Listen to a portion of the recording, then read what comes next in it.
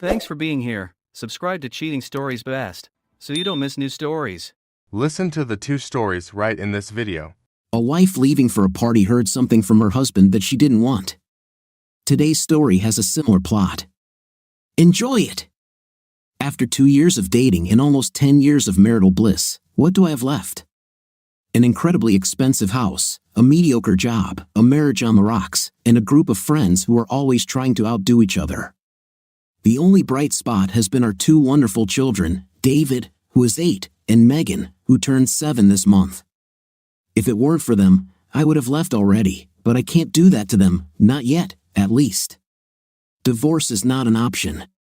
We bought our house at the peak of the market, going deep into debt because we thought if we didn't jump in right away, we'd never be able to afford a house later. A huge mistake. The house is, of course, nice, but we are, as they say, poor owners of expensive houses. If we get divorced, neither of us will be able to afford the payments separately, so I stay in this marriage for the children and to avoid living in the back seat of a car. But how long will this continue? That's my only question. It wasn't always like this. Stress and moving in different directions took their toll. Heather wanted a fairy tale wedding complete with a house and a white picket fence, while I wanted to marry the love of my life and travel the world in my free time. Children have a way of changing these dreams. Heather became pregnant while we were planning a holiday to the south of France. She forgot to take her pills on one of our weekend trips and thought it would be fine since it wasn't her fertile time of the month. She had always been bad at math, and with a baby on the way, our trip to France had to be put on hold. After David was born, she told me that if we wanted another child, we needed to do it right away so they would be close in age and we could be done with diapers and potty training quickly. We didn't expect it to take her longer to get pregnant the second time around. It was fun at first, actually trying to have a baby, but then it just became a mission. With 2 small children in the house, we stopped traveling, and when we did, we needed a trailer to fit everything we thought we might need. Dreams never die, they are simply put aside, knowing that they will appear again later when everything has calmed down. I told myself to cheer up as I completed one mundane task after another. This is not to say that life was boring with 2 children in the house, it just wasn't the kind of entertaining life I sometimes looked for. 8 years later, we were a typical suburban couple. The kids were involved in sports and other activities, and we had a group of friends who were basically just like us, doing their best to live the American dream. But when the 9th year came, my brain woke up and no longer liked what it saw. We barely made the country club dues, and payments on 2 new cars were taking their toll. Our kids always needed something, and our annual salary increases just couldn't keep up. We lived far beyond our means. Heather was a secretary and clerk in a law firm, and I was a middle manager in a plant. Although our jobs were not prestigious, coupled with as much overtime as I could take, they covered our comfortable lifestyle. As for Heather and me, at least we both loved children. My usual outfit was Dockers and a polo, while Heather was always dressed to the nines. As Heather said, she needed to look professional because she was meeting with the firm's clients. My God, she was a clerk, not a lawyer appearing before the Supreme Court. The worst part was that after almost 10 years of marriage, the spark had almost died out. Quarrels over money and everything else poured buckets upon buckets of cold water into our relationship. We were polite to each other and even slept in the same bed, but that was all. We were in it for the kids. At our neighborhood meetings, everyone thought we were that happy couple.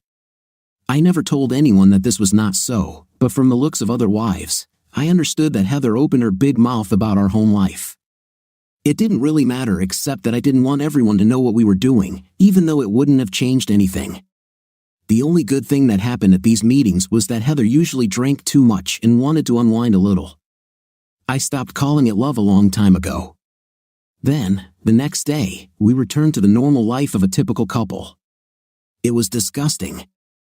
We've only had a night twice in the last month, and I'm tired of begging. Let me rephrase, I'm tired of begging. My needs were not being met in any way. Damn it, I'm a man, and all men want it every hour on the hour, but according to Heather, this won't happen, well, at least not in her life. At first, she used the children as an excuse, then she was tired, and eventually, she just wasn't in the mood. All this resulted in conflict.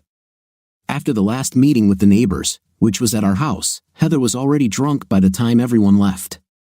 I put away the basics, and the rest could wait until breakfast on Sunday. I was more than ready to release, but by the time I got upstairs, Heather had already showered and gone to bed. I reluctantly took a shower and went to bed myself. I wasn't in the mood.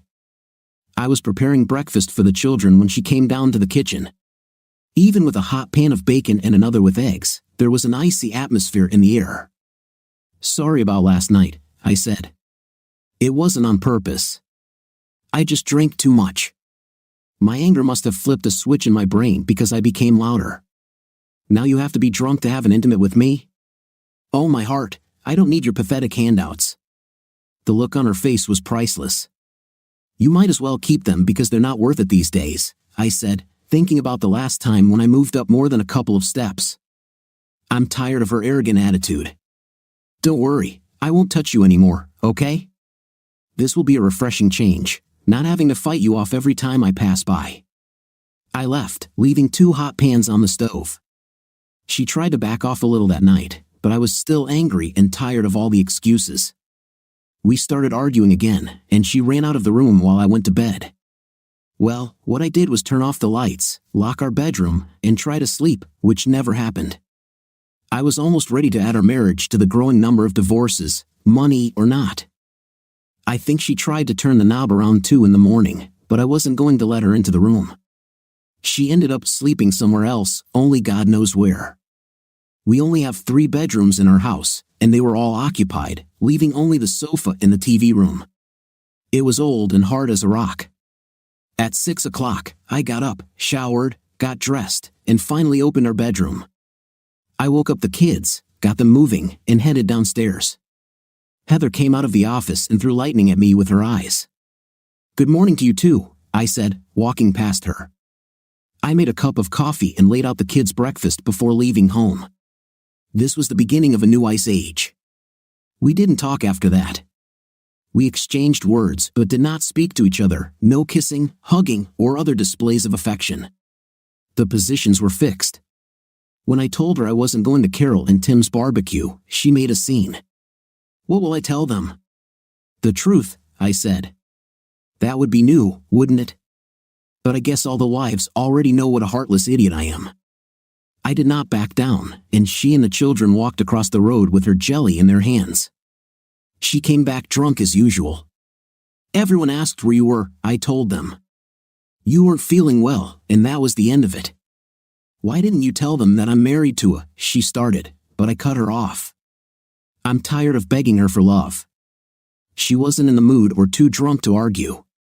She took a shower, put on one of her regular t-shirts, and got into bed. When I felt her reaching out to me, I moved away. She didn't try anymore, so our new life continued from week to week. When she went out with a couple of friends on Friday night, I was almost glad she was out for the night.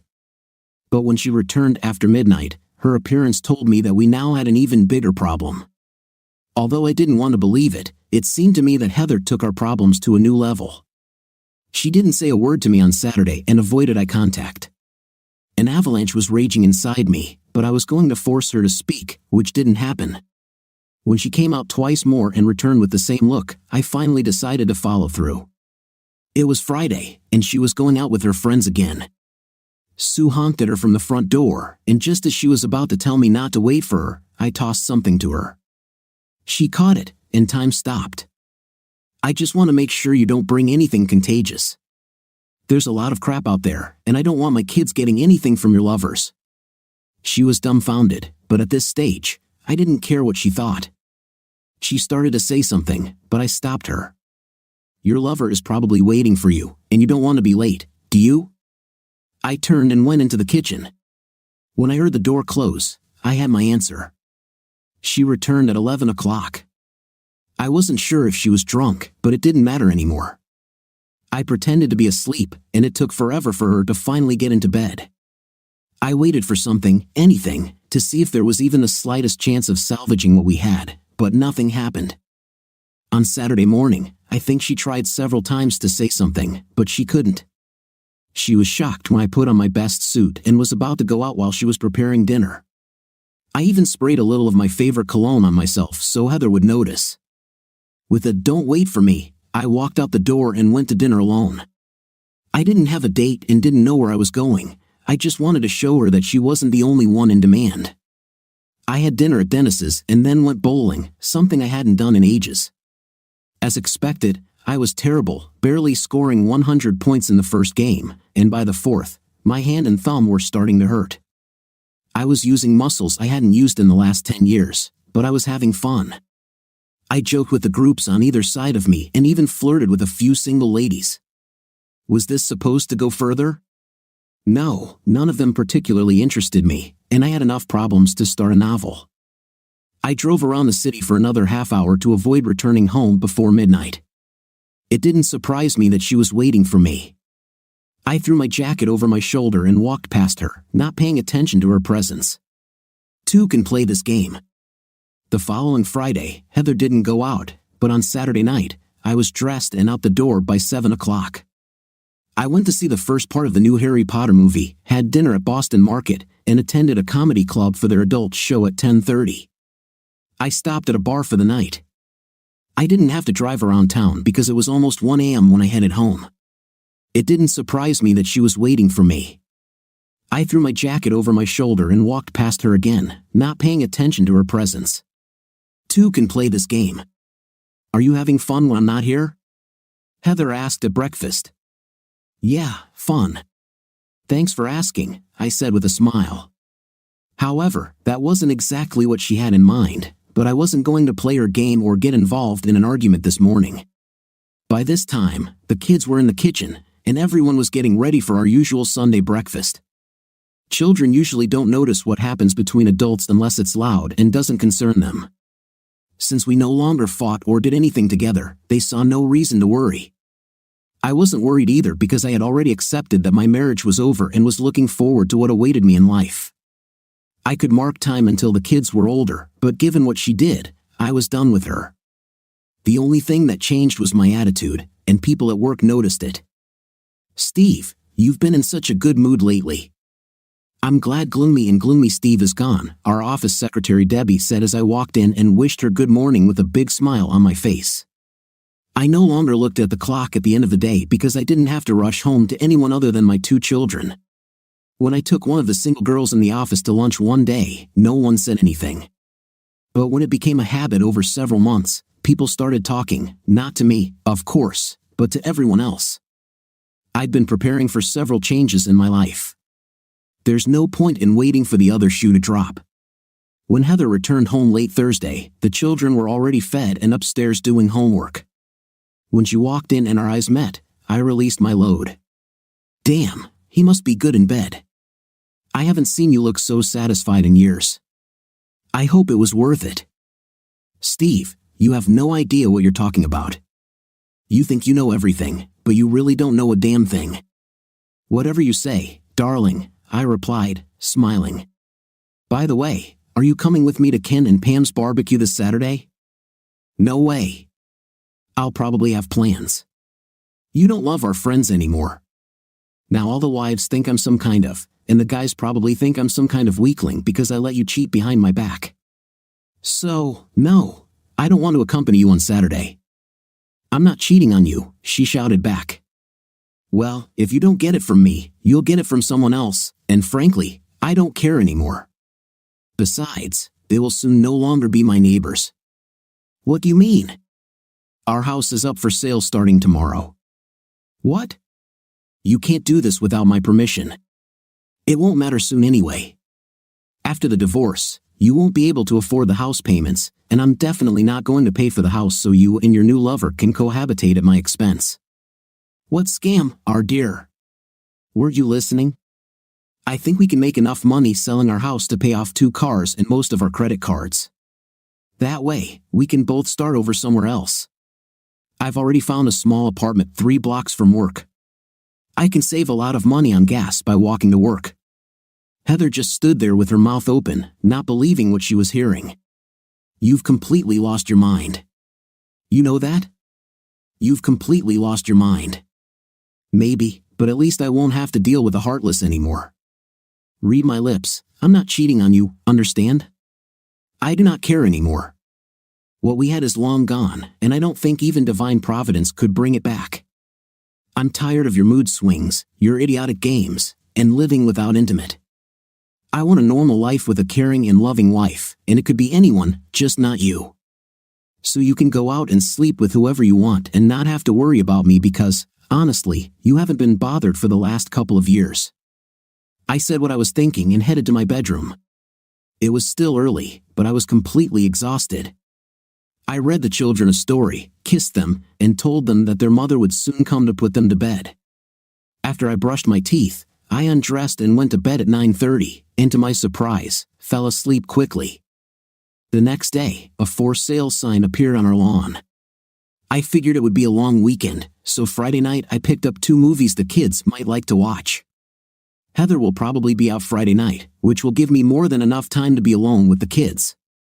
When I arrived at the house, the for sale sign lay broken into pieces by the fence. It didn't matter, it was already on the MLS list, and that's where everyone looks first.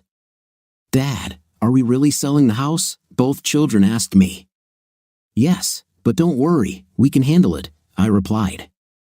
See, I told you we were moving, my son David told his little sister Megan.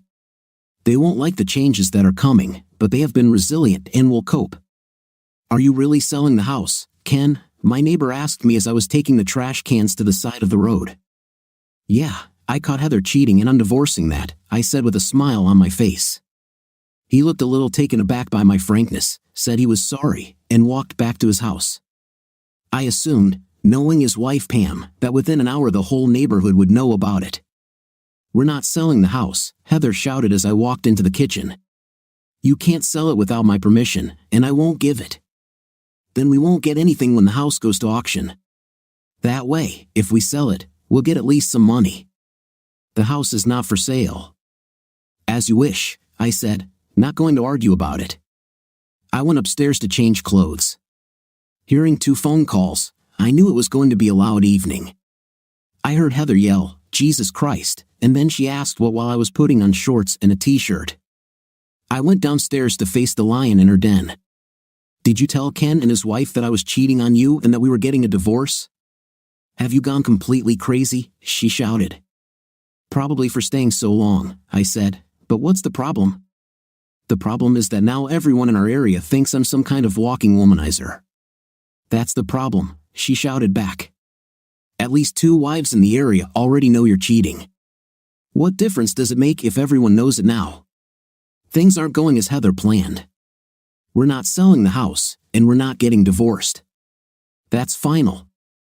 So I need to cancel the divorce filing for your job tomorrow. One by one, the bricks of our marriage crumbled. Steve, what's wrong with you? Are you sick? You didn't listen to a word I said.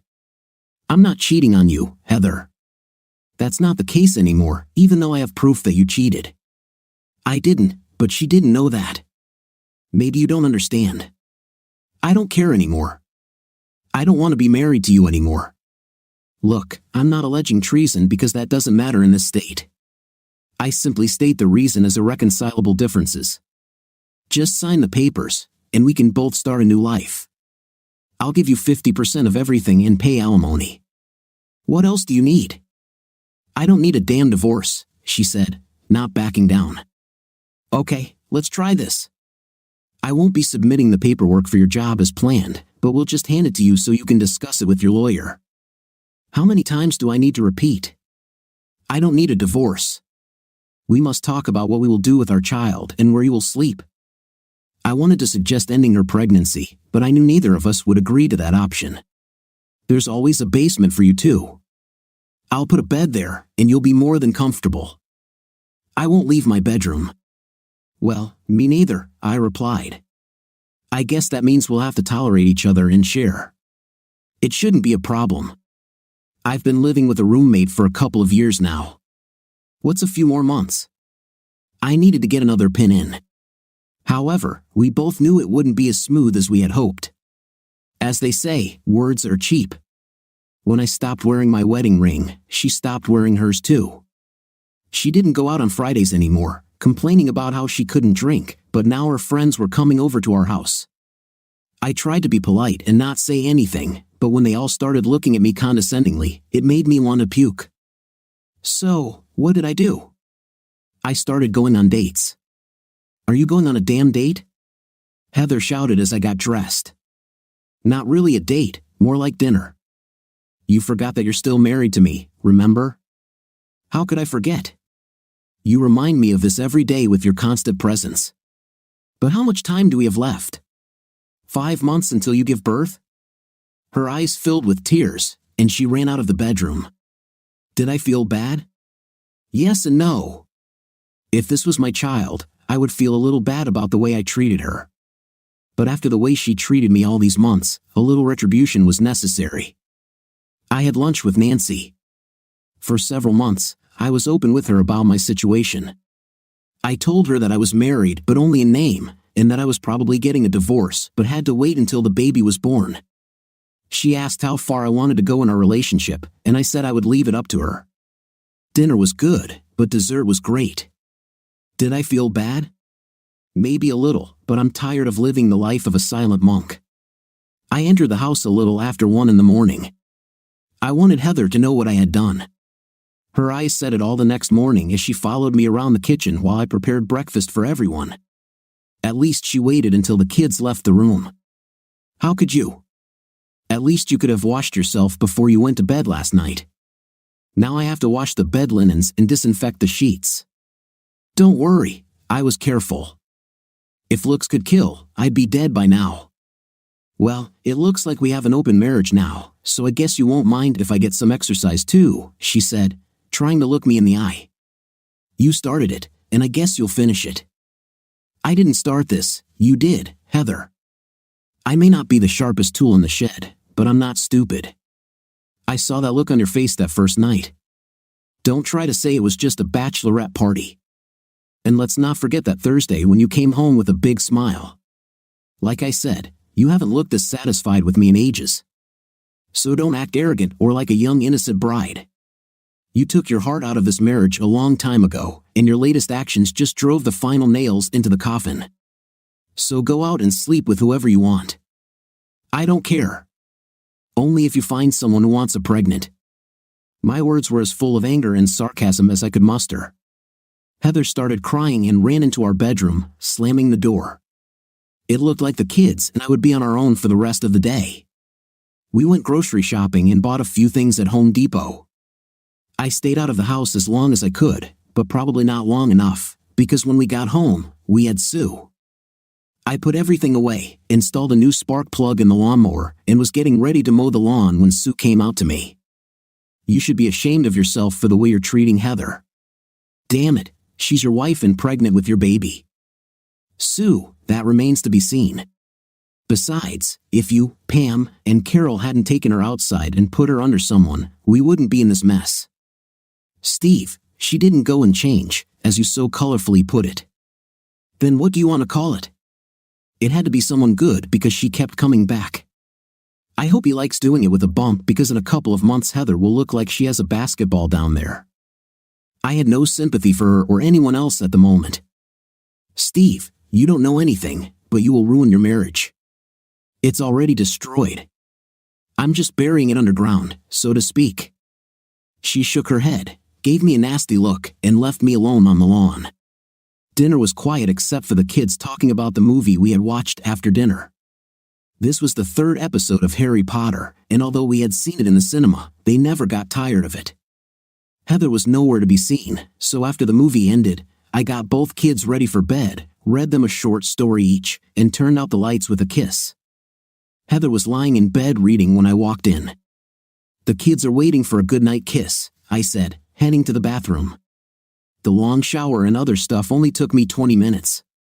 Heather was waiting for me because when I returned to the bedroom, she put down her book. I was still without anything and reaching for a pair of night shorts when she asked if we could talk. I think we both know where we stand with each other, and it's just a matter of time before we find out whose baby you're really carrying. She was unhappy with the way the conversation had started. I know I haven't been the most loving and caring wife to you for a while, but that wasn't on purpose. Things got so crazy, and I could never catch up with everyone pulling me in a million different directions. For that, I'm sorry. Nonsense. You closed yourself off from me a long time ago. I was there for you, but you had your own agenda, whatever it was. I tried, God knows how much I tried, but in the end, I gave up on you and what was left of our marriage. So now we're just waiting for this to end. Well, what are you going to do when you find out it's really your baby? Well, I guess I'll cross that bridge when I come to it. I was no longer in the mood to talk. As they say, life goes on. It had to go on because bills had to be paid and the kids needed both of us to raise them. Heather tried her best to make our lives normal, but there was nothing normal left. I shocked her when I told her I would go with her to the next party in the area. Aren't you going to make a scene there and humiliate me and the kids? You don't trust me anymore? About the same way you trust me, darling. Nothing changed. The children were playing outside, and the women were gathered in the kitchen discussing Heather's baby. What about the men? We were drinking in the backyard. Steve, I can't believe you had the courage to go on a date. Carol would kill me if I even thought about it. I'm just tired of begging for it, and since I'm not getting it at home anymore, I've decided not to give it up anymore, Sue said. Heather will divorce you, you know that, said her husband with a condescending look. So what? How will this be worse? If you were told that you could never have an intimate with your wife again, would you stay with her or find someone else? And I'm still searching and enjoying every moment. Heather can take half of everything I have, which is basically debt, and I'll probably pay child support, but I'm already doing that, so what's the difference? I just want a caring, non-controlling wife who still likes to have a night, couple of times a week, not once or twice a month. I finished my beer. Okay, wise man, Sue's husband said, coming closer to me. What will you do if it turns out that she really is carrying your child? Well, my friend, I'll make a decision when I get the test results. But if your wife and her good friends hadn't taken her out and had a night with her on the side, I wouldn't have had to worry about it, would I? I came close to him. Since your wife was with Heather on all those nights, I guess I'm not the only cheater on the block. The argument didn't last long. God, I can't leave you alone for a minute without you making an idiot of yourself, Heather said, running out of the kitchen along with the other wives. I was simply defending your honor, Sue's husband said. You're a woman of easy virtue. I replied, if you think that, then his wife is too, because she was with you all those nights. Let's go home. I was looking forward to the taste of Ken's ribs, but apparently that won't happen, I said. We ordered pizza for dinner, and the kids loved it, although Heather was unhappy. The situation with Heather was getting even more tense, if that was even possible. I think my dating every couple of weeks may have contributed to this, but I was finally starting to get good into him. I don't want you to go on dates anymore, Heather said one night while we were in bed. It's humiliating for me, especially when people we know see you. And that's happened before. I thought you said we have an open marriage now and that's okay. I never said that. You said it all.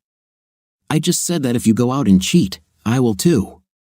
But notice that I don't do that. I guess that's your problem, not mine. Steve, look, if you need some intimate release, I'm here for you. And besides, I need a little something myself sometimes. Oh, stop it. Are you really asking me to have a night with you? Maybe we should call the Pope and tell him that I just witnessed a real miracle. You don't have to be so sarcastic. I just said that since we're both here. I'm sure your boyfriend doesn't mind. Steve, I don't have a boyfriend and never have. Say it now, but I have proof, I said, patting her stomach. You're an expletive, you know that. And you, I replied. We found a compromise. It wasn't like a honeymoon, but there was more night than there had been in the last 5 years. Now there was no need to go on dates, and I thought we might even have a chance to try again. The last month had been difficult for all of us. The kids were thrilled to have a new sibling, and Heather was as big as a house.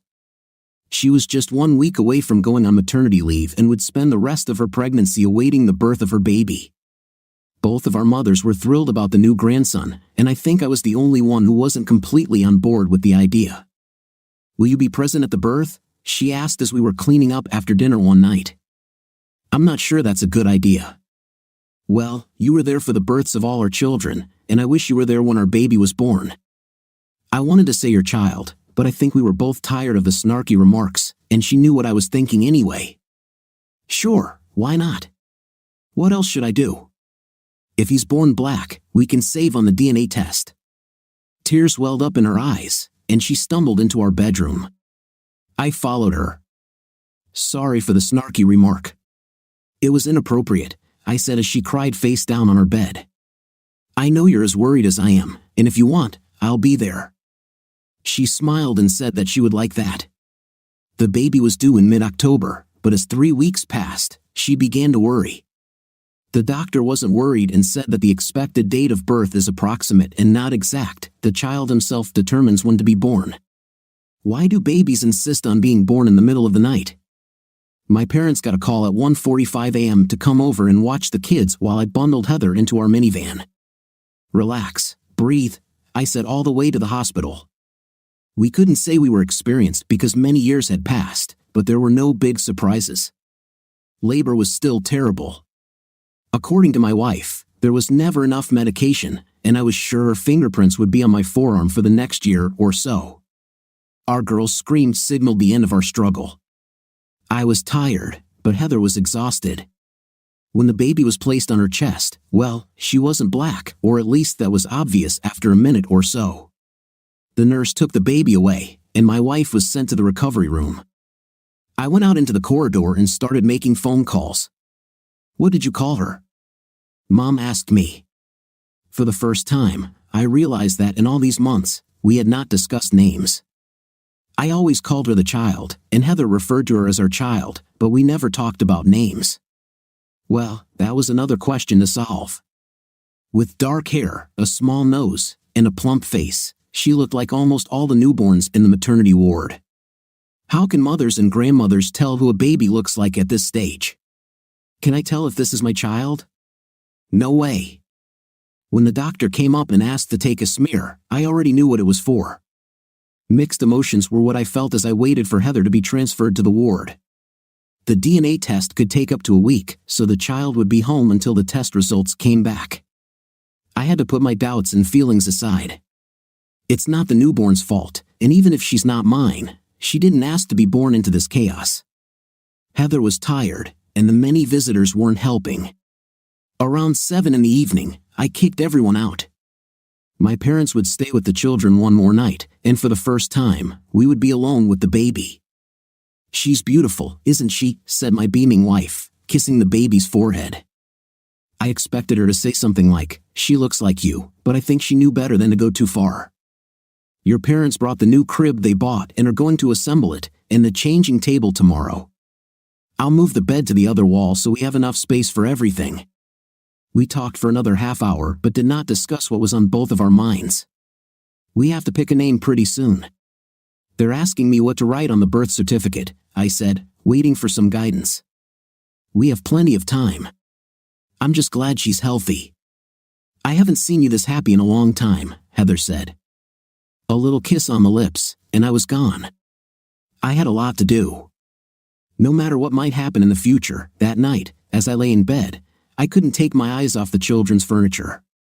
I don't know if I was exhausted or just tired, but I was really looking forward to having our girl home with us. The next day, I brought the kids to meet their little sister and told them they had to be extra nice when we brought her home. When they asked what we named her, I said we were still thinking about a name and asked for their suggestions. Most of the names didn't work, but they suggested one that I liked, Brittany. On the 4th day, everyone was already home. Our bedroom was rearranged, a supply of baby food and diapers was ready, and everything was in complete disarray. As I said, everything was fine. We had a good weekend with Brittany. On Monday, I didn't say a word to anyone about the baby. It was a little hectic at work in the morning, but by midday everything had settled down. On the way home, I stopped at Subway and picked up dinner for everyone, looking forward to a quiet evening. Her parents were just about to leave when I approached the house. I unloaded the bag of food onto the kitchen table and went to find my family. I found everyone in our bedroom playing with the baby. I stopped at the door and just watched my kids laugh and my wife play with Brittany's tiny feet. They're so tiny, David said, touching them with his finger. You two were so small once, and look how big you are now. My heart melted looking at the four of them. I quietly returned downstairs and made a louder entrance. "Who's ready for dinner?" I shouted, looking around the corner. The children shouted, running downstairs. "Give me a minute. I'll put Brittany down and join you," my wife said, smiling at me. Life was pretty good at that moment. Everyone talked at once about everything. After dinner, Heather went upstairs to take care of the baby, and the children and I cleared the table. Since we used paper plates, it was easy, everything went in the trash. A couple of games, and it was time to turn out the lights. A bedtime story, a little prank, a kiss, and a tight hug, and they were already asleep. I didn't think they'd ever calm down, I said as I got ready for bed, watching my wife breastfeed the baby. I brushed my teeth, rinsed my mouth, and returned to the bedroom just as she was putting the baby into bed. "I'm going to miss what we've had the last couple of months," she said. "We're almost back to where we were at the beginning of our marriage." Her face was indifferent. "I would have sworn that you were the father, but I guess I was drunker than I thought that night because I really don't remember it happening." She handed me the official envelope. I started reading it, but it was all legal mumbo-jumbo until I got to the last paragraph, which said there was no chance that I was Brittany's father. "Heather," I started, but she raised her hand to stop me. "I already know what you're going to say, so you don't have to say it." I signed the divorce papers. "They are on your desk in your office. If you find the right buyer for the house, go ahead. I won't stand in your way. Brittany and I are moving in with my parents tomorrow, so you won't have to look at us anymore. My mother will send the children to school in the morning, and you can pick them up after work. I'm so sorry, but I'm glad it's finally over, so at least one of us can move on." With these words, she left the bedroom and went downstairs, probably to the office. I was stunned and in shock. In the back of my mind, I thought it could happen, but thinking about it and seeing it actually happen are two different things. We were happy again. Damn it, why is this happening to me? For God's sake, I sat on the bed and cried like a baby for the next half hour, covering my mouth so as not to wake Brittany. I spent the rest of the night lying on my back in bed, feeling sorry for myself and trying to figure out what to do next. By 5:30, I had no answers except that I couldn't stay here and face Heather. That morning, I felt like a rag that had been wrung out too many times. I took a shower but forgot to shave and brush my teeth. I didn't make coffee, didn't make breakfast for the kids, and didn't pick up the newspaper from the porch. I just left. I needed to get away from here as quickly as possible. On autopilot, I got to work and grabbed myself a cup of coffee. By 9 o'clock, it had already cooled down, and I was still sitting in my chair, in my jacket. There were 3 messages on the phone, but I didn't even hear them. At 10 o'clock, my secretary replaced my iced coffee with fresh coffee and asked if there was something she could do. "No, I don't think anyone can fix it," I said. I woke up and got to work. When I returned home, Heather and the baby were gone. She left a note on the door saying she wanted to keep the kids overnight to talk to them, but I could pick them up tomorrow. The note wasn't even signed. When I went up to our bedroom, I saw that everything was gone, the baby's new furniture, her clothes, and all her personal belongings from the bathroom. I walked into our children's rooms, and they were just as they had left them in the morning, unmade beds and scattered pajamas. I didn't eat on Monday night, and surprisingly, I didn't get drunk, although I probably should have. My brain was overloaded and just hurt. I wanted to feel nothing. I wanted to sleep. I wanted this nightmare to end, but it didn't. On Tuesday, I spoke to the children myself, and despite the tears, we spent the night together. The rest of the week passed in a blur, and the weekend gave me too much time to think, which was the last thing I wanted to do. 3 weeks later, I was tired, exhausted, but still alive. I was right, the children turned out to be resilient. We got into a routine and stuck to it, no matter the cost. As long as I knew what I needed to do, I could function without too much trouble. During the first month, I found a letter with my name on it on the kitchen counter. I knew who it was from, and that's where it remained, unopened. My mother and my mother-in-law became real saviors. They did what I could not. I was gradually returning to reality, piece by piece, but I was still far from who I was a couple of months ago. I had all the answers then. Like I said, It's simple until the what if becomes reality. I had a lot of anger, but when I let it out, it scared my children, so I kept it under control or hit the wall when they weren't looking.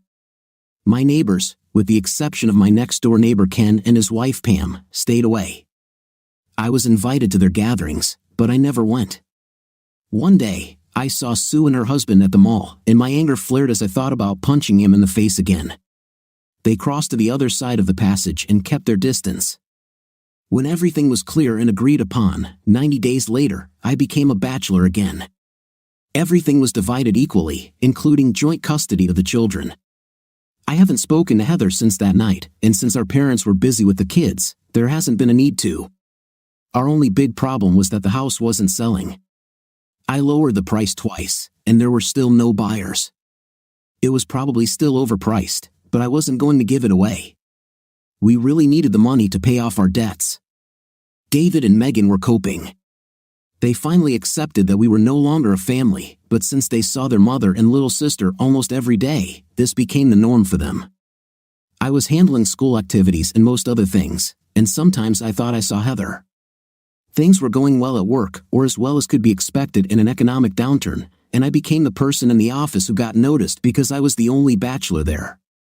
I went on dates with a few women and got into bed more than once, but the single life wasn't as appealing as I thought it would be, especially with 2 kids at home.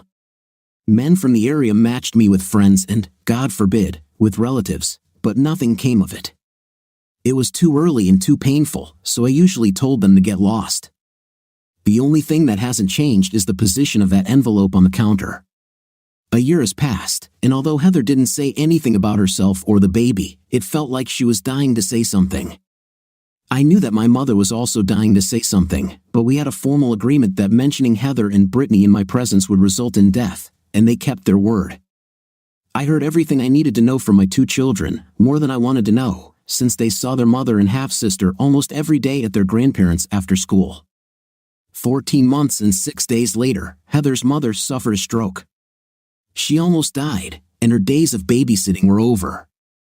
I often visited her in the hospital and somehow did not run into Heather there. My mother took on childcare responsibilities, but it was too much for her. We needed to come up with something else. Heather, this is Steve. Do you have a minute to talk? That's how our conversation began. I expressed my condolences for her mother and said that if there was anything I could do to help, just let me know. As you know, Mom has been looking after the kids, but it's not working, and we need to figure something out. Can we meet and talk about this? I didn't know what she was thinking, but I had to literally drag the answer out of her. I think I can come by on Saturday afternoon. How about 2 p.m.? That's fine. I'll even grill something, and we can have dinner here. Steve, not necessarily. It's okay. See you on Saturday. It wasn't as bad as I thought. We had been sharing all expenses since day one, but this was the first real conversation we'd had since that night. I was very pleased with myself. David and Megan didn't see anything special about it. They saw their mother all the time, so what was the point of her coming to dinner? I, on the other hand, was a bundle of nerves. I dressed casually and made sure the house was clean. I hadn't changed the locks and wasn't sure what the reception would be like. She rang the doorbell and then came in, hearing me yell from the back patio that the door was open. She had lost weight, her hair had grown longer, and she didn't wear much makeup. Unlike before, she wasn't trying to impress me.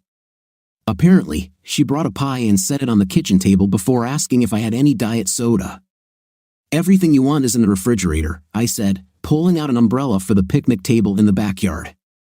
I think we'll have dinner here if that's okay. That sounds good, she said, without emotion in her voice. While the kids were playing video games in the living room, I asked her if she had any ideas on what to do. I thought of a few. Do you have any?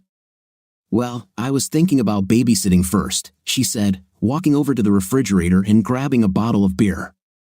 But since it's only an hour or so in the morning and a couple of hours in the evening, no one would want to work such short hours. And even if they did, we wouldn't be able to afford it. I asked around in the area if anyone knew someone who would like to work as a nanny for a few hours, but again, nothing worked out. I took a long sip from the bottle. If I could change my work hours, it would solve the morning problem, but we still have the after-school issue. I could probably trust the kids to stay home for half an hour, but a few hours is too much. I'm stumped. I have an idea, but you probably won't like it, said Heather, looking me straight in the eyes. Well, it must be better than what I came up with. Don't be so sure until you hear it. Come on, tell me, and we'll discuss everything. You know that Mom needs long-term rehabilitation, and Dad will be busy caring for her. I'm thinking about finding my own place, so I don't disturb them. You have an empty basement, and if we fix it up a little, Brittany and I could move in there, and it would solve all our problems. My brain was still in the you have an empty basement mindset. You don't want to be alone with yourself, Steve. We're still paying off the house, and even though we've cut back on all the frills, we're still tight on money. I could find a place, but with this and childcare, we'd be back to where we were a year and a half ago. My mouth didn't function. She stood up, grabbed another can of soda, and then noticed the envelope on the counter. I didn't try to hide it. I had almost forgotten it existed. It had become such a familiar fixture on my counter. She picked up the envelope, looked to see if it was open, and put it back where it was. Well, think about what I said, and if you have a better idea, let me know. Heather, I'm not sure this will work. I told you wouldn't like it, but until we sell this house, we're both stuck. And it's not like we've ever lived together. She was right about that, but I didn't like the memories of her last day here. Let's have dinner, and we'll talk after. I put 2 racks of ribs on the grill, which were cooking well, and boiled some corn on the stove. She helped prepare the salad, and 30 minutes later, we were all sitting at the table. How are things going at work? I asked, taking a bite of the butter-coated corn. Okay, but I've reduced my hours because my mom is sick. I just want to make sure I don't irritate them and get fired, which is something I can't afford right now. They won't do that. You've been working with them for years. No job is safe in this economy. We fired 3 people right after the new year. Thank God I can do everything in the office, otherwise, I could have been one of them. Well, what about you? Surprisingly, we are doing well. Business is down a bit, but better than last year. I think if we get through this year, we'll be fine. You have no idea how lucky you are. Lucky? Yeah, of course, I thought to myself. One day, I got lucky. I put the food away while Heather loaded the dishes into the dishwasher. David and Megan put everything else in the refrigerator. I cleaned the grill of any residue and seared it with a wire brush. I lowered the umbrella, and that was the end of it. The kids were in the living room, watching TV or playing a game, but Heather was nowhere to be seen. She didn't leave, did she? I thought, looking around the first floor. I found her in the basement, walking around. I can arrange this, she said as I approached her from behind. I think this is a bad idea. Why? She asked, turning and looking me straight in the eye. You know your meetings with people and everything. I think we've done enough for the kids. Don't you think? So what you're trying to say is that you don't want the children to see their mother walking around? Is that what you're trying to say? No, I don't mean that. It's just... Steve, are you dating and bringing someone home? No, I'm not. Let's get up and talk. The first beer went quickly, and I took the second one. She laid out her plan. Since the basement had a separate access to the garage, it could actually work as a mother-in-law apartment. I start work at 9 o'clock, so I can send David and Megan to school. Since I finish at 3:30, they'd only have to be home alone for about 25 minutes. Heather, this looks good on paper, but there are a lot of other issues, not to mention some emotional issues that I might be dealing with. She walked over to the tabletop. Have you never read it? At first, I wanted to tear her into a million pieces and burn every piece in the fireplace.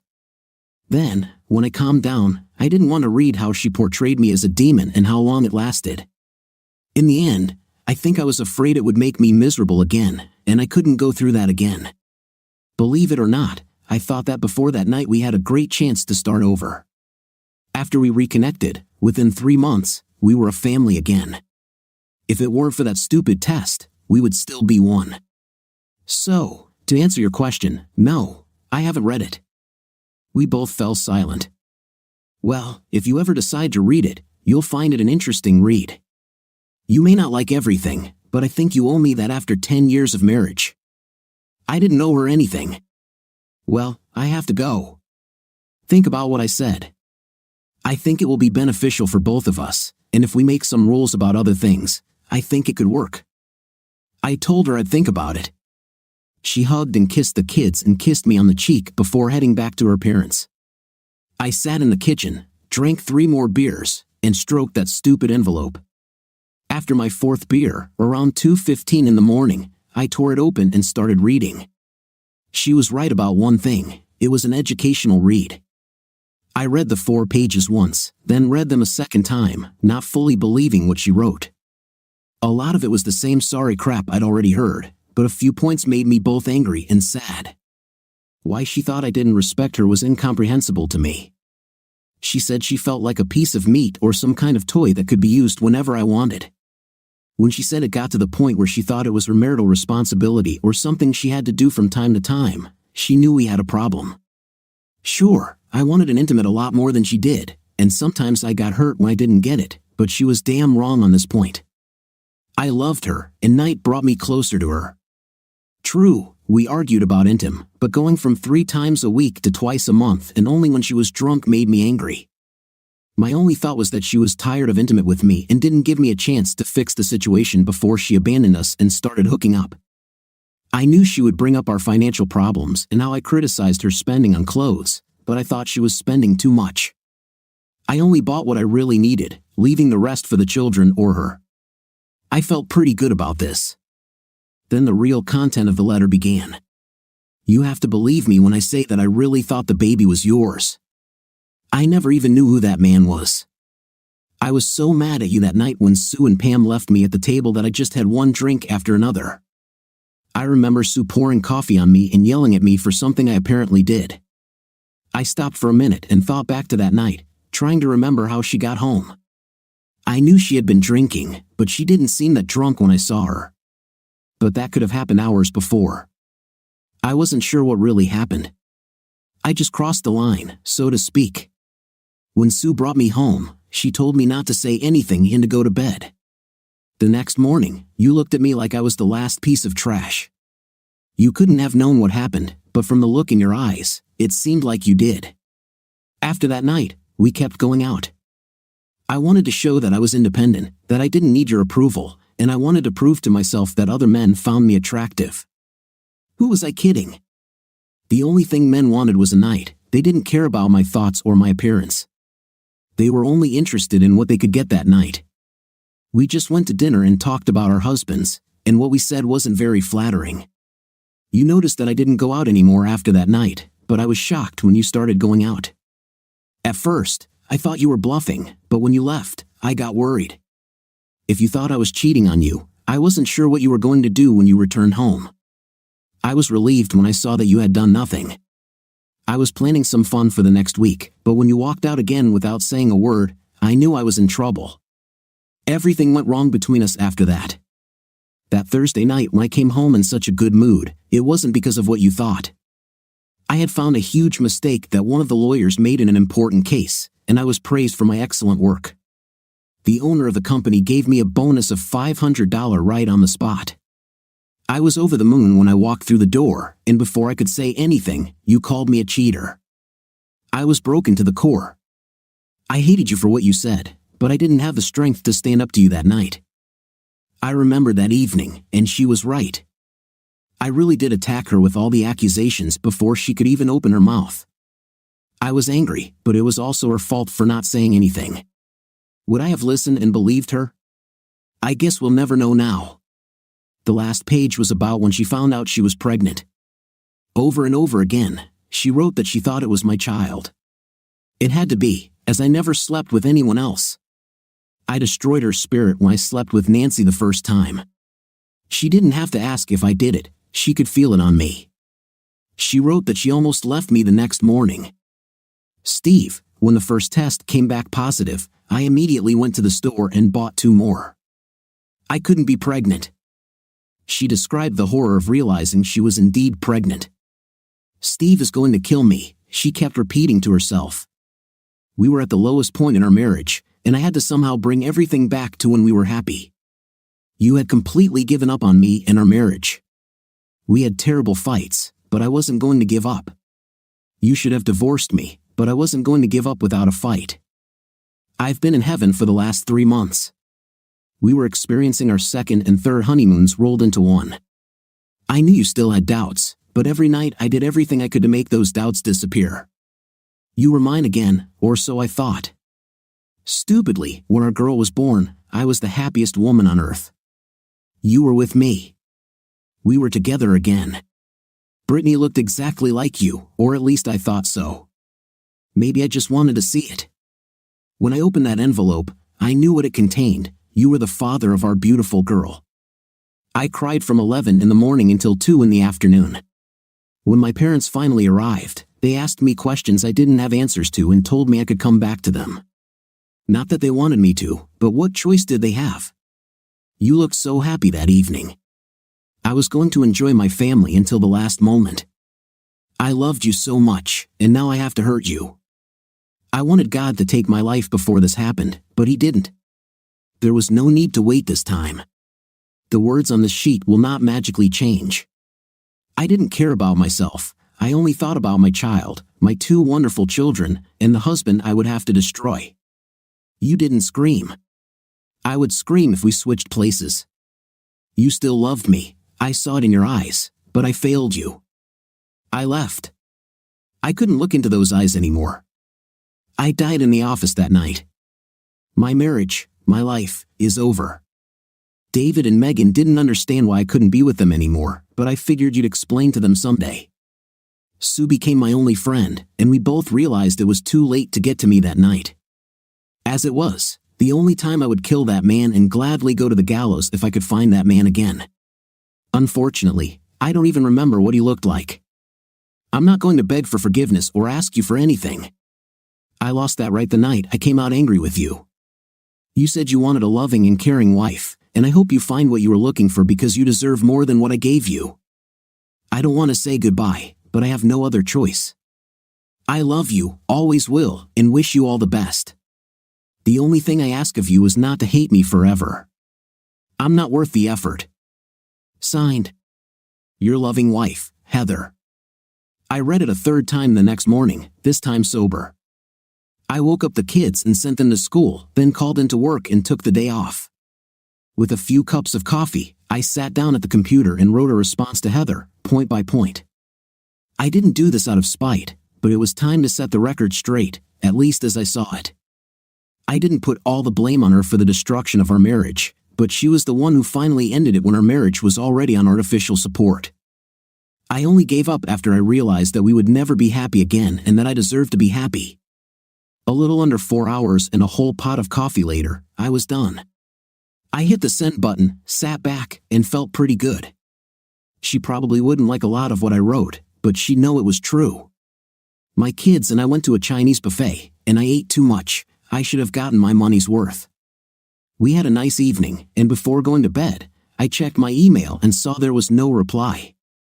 I slept well and woke up refreshed, ready to take on the world.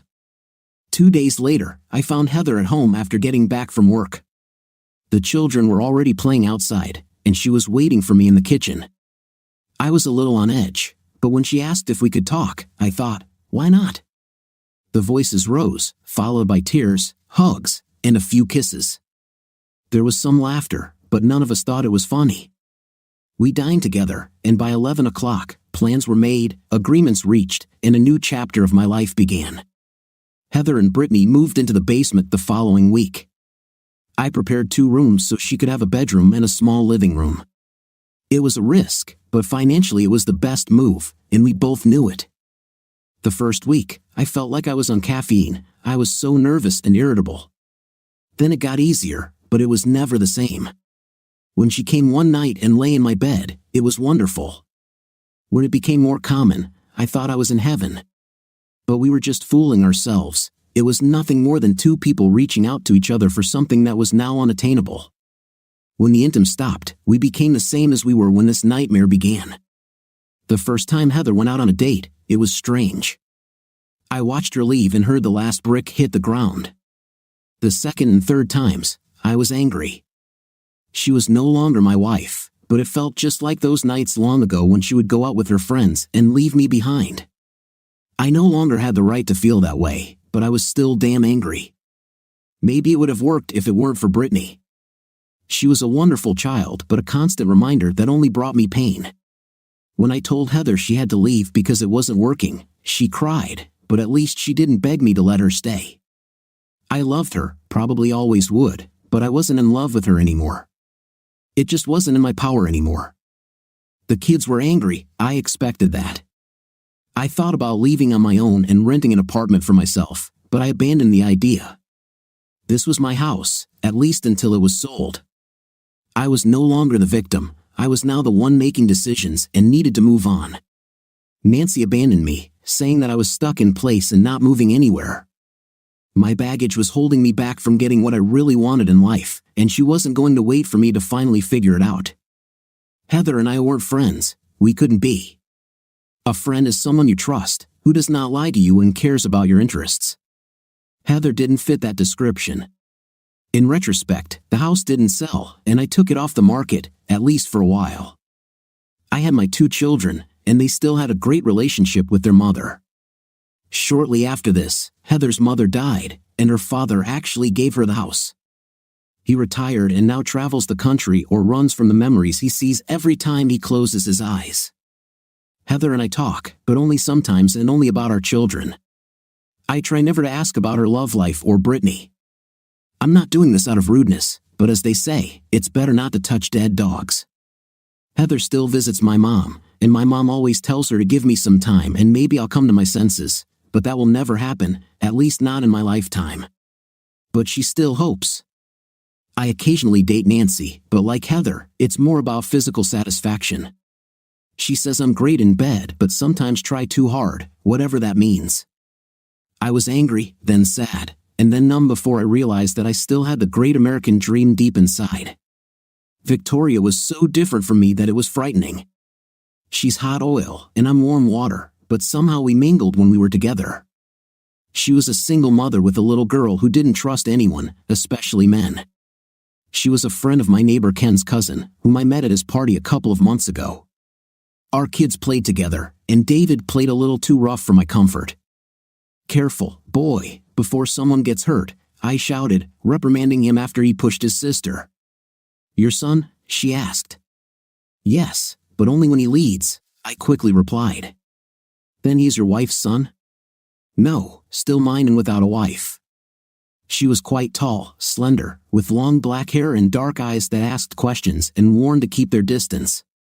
She only drank tea that evening and peppered me with questions before leaving with the group she came with. The next week, Pam asked what I thought of her. "She's beautiful but a little aloof," I answered, not giving it much importance. A week later, she and her daughter Karen came again. Since our girls were playing together, we were pushed against each other again. After the 4th time, I asked her out, and I wasn't too surprised when she said yes. It wasn't love at first sight, and it certainly wasn't attraction, at least not for that night or long after. She held all the cards. I didn't know where I stood with her, and since she didn't open up to me, I went on a casual date with another woman. Guess who found out about this? She had a temper. When she burst into my house the following Saturday, demanding to know why I'd cheated on her, I said, "I didn't cheat on you, I just went on a date. You're just like my ex-husband and all the other men. You can't be trusted." That's when all the suppressed anger I had been holding back for months came out. I blew up and told her she didn't know anything about me and that I wasn't going to stand there and be accused of something I didn't do. I was furious and about to turn and walk back into the house. Ken, Pam, and several neighbors were now standing outside, listening to our argument. I decided to take a different approach. "Well, now that we've settled that, do you want to have dinner with me tonight or not?" This caught her off guard, and I wasn't sure if I would get a slap or a kiss. I didn't get either, but we did have dinner that night and every week after that. For months later, after 2 bottles of wine, yes, she drank it, I told her what I was looking for and what I didn't want. With a little liquid courage, I didn't beat around the bush, and she finally opened up for the first time. Did we make love? Maybe. This would have happened if, when I stood up, I hadn't fallen back onto the sun. I think I drank too much. We lay in bed together, talking fully dressed before we fell asleep, or more likely, I just passed out. When I woke up, Victoria wasn't there, and I thought I had ruined everything. When I heard a noise in the kitchen, I found everyone, including her and Karen, at breakfast. Finally, someone got their lazy fifth place out of bed. "Doesn't your head hurt?" She smiled, trying not to laugh. I needed coffee. I was grateful. I brushed my teeth before going down because she kissed me. "This is for last night," she said. "But we didn't do anything, did we?" I whispered back, "No, and that's the point. If I had pushed you or done something stupid, you probably would have already left this morning." For her, it was a matter of respect, trust, and readiness for a long-term relationship. After 7 months, I begged her to move in with me, but she refused. Something about the time not being right. On Friday evening, when she came into my house with bags full of groceries, I was waiting for her. I was on one knee, holding the ring box, tired from waiting. She walked past me, put the bags on the counter, came back, pulled me to my feet, and kissed me. She whispered yes in my ear and put the ring on my finger. Now she lives with me, as her strict mother reminds me at every opportunity, but we both enjoy every moment. The mothers are planning a small, intimate wedding for us as soon as possible. As a family, we all go to church, which is new for my group, but we are a family, and that's what matters. Victoria had only 2 conditions before moving in: 1, a new mattress for our bed, and 2, when we got married, I should adopt Karen. If we're going to be a family, we need to be a real family with no exceptions. There will be no your children, my children, or God forbid, stepchildren. There will be our children. I completely agreed with her. Our kids told Heather, and she said she was happy for us, but I could still see the pain in her eyes. Against my wishes, Victoria invited her to the wedding, but Heather said she wouldn't come. Victoria said she didn't want ghosts in our new life. As I said, she is the hot oil, and I am the water that she warms with. From the very first day we met, I love her madly, and I sincerely believe she is the one I have been waiting for. Without telling her, I took out a loan against my 401k and bought out Heather's share of the house. I wanted this to be our home, only our home. That was important to me. She wasn't happy about what I did, but she understood and loved me more for it. Our life is not ideal, and with her hot temperament, we have more than enough reasons for reconciliation. For a while, I thought my fingers would never straighten out, but we both understand that we are in this for the long haul. Problems are just issues that need to be resolved and not nails in the coffin, as they were before. I'm incredibly happy, although at some point, I thought this would never happen to me again. I think what they say is true: good things come to those who wait. Write what you think of this story and listen to the steel issue. The new role in his wife's company caused her husband to resent her, but why? Today's story with a similar plot. Enjoy watching it. Derek Smith sat on the heated outdoor terrace of a small pub in his usual place, sipping a beer and reflecting on his life. He would have liked to be inside, but the 14-year smoking ban prevented this, which made him angry. At least he was no longer in Manchester, where even that isn't allowed anymore, he thought. Having completed his twice-weekly trip to London, an assignment that took up most of the day, Derek was on his way home from work. He managed to plan an overnight trip south to avoid most of the traffic on the M1. He would return early in the morning after a few hours of sleep, but it would still tire him out. After 3.5 hours north, he handed the car over to the dispatcher and headed home, stopping for a pint and a cigarette along the way. Thanks largely to his wife of 6 years, Cynthia, who worked in the company's clerical department, Derek began working as a driver for Acme UK about 5 years ago. He thought about his life with Cynthia and wondered what would happen to them. He had known this spunky red-headed woman for most of his life, and they had fallen in love during their senior year of school. While Cynthia was at university, he got a job as a driver for another local company. They married after her graduation, and Cynthia was invited to work at Acme a year later. She encouraged him to try driving for Acme, and he applied. He was offered the position during an interview and was shocked when he was offered 3 times what he had earned in his previous job. The only thing that bothered him was the 10-year employment contract. He had never heard of such a thing, but he decided that having a job for the next 10 years would be a good idea. Cynthia told him that the main company in the States usually signed lifetime contracts, something they had adopted from the Japanese, so he signed. Between what they were both now earning, they were able to buy a house in Sheffield. Of course, it was a little small but quite new and equipped with all modern appliances. He also had a nice garden, which he liked even better. The house was closer to their place of work. Born and raised in Manchester, it took him a little time to get used to the Sheffield dialect, but he eventually got the hang of it. Things were going well, and they were even discussing the possibility of starting a family. However, about 3 months ago, all this had to be put on hold when Cynthia announced that she was being considered for a position on the so-called management support team. He had never heard of such a team, so he asked her about it. Her answers were vague, to say the least.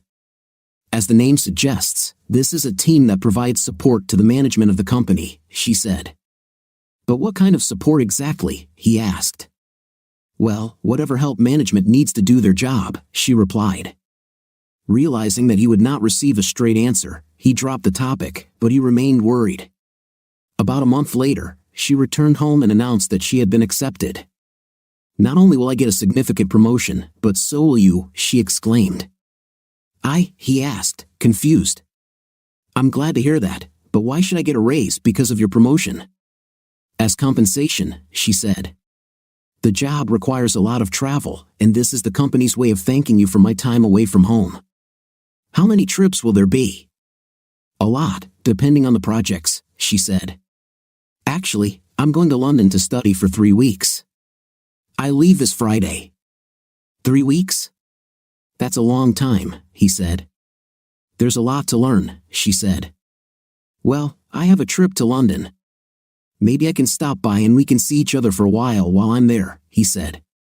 She shook her head.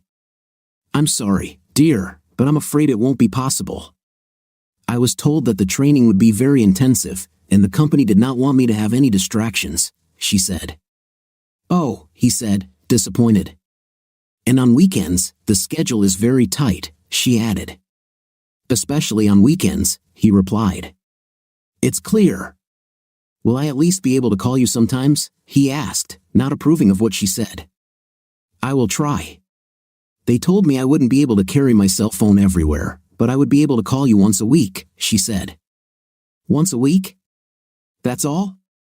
This is crazy, he exclaimed. Sorry, dear.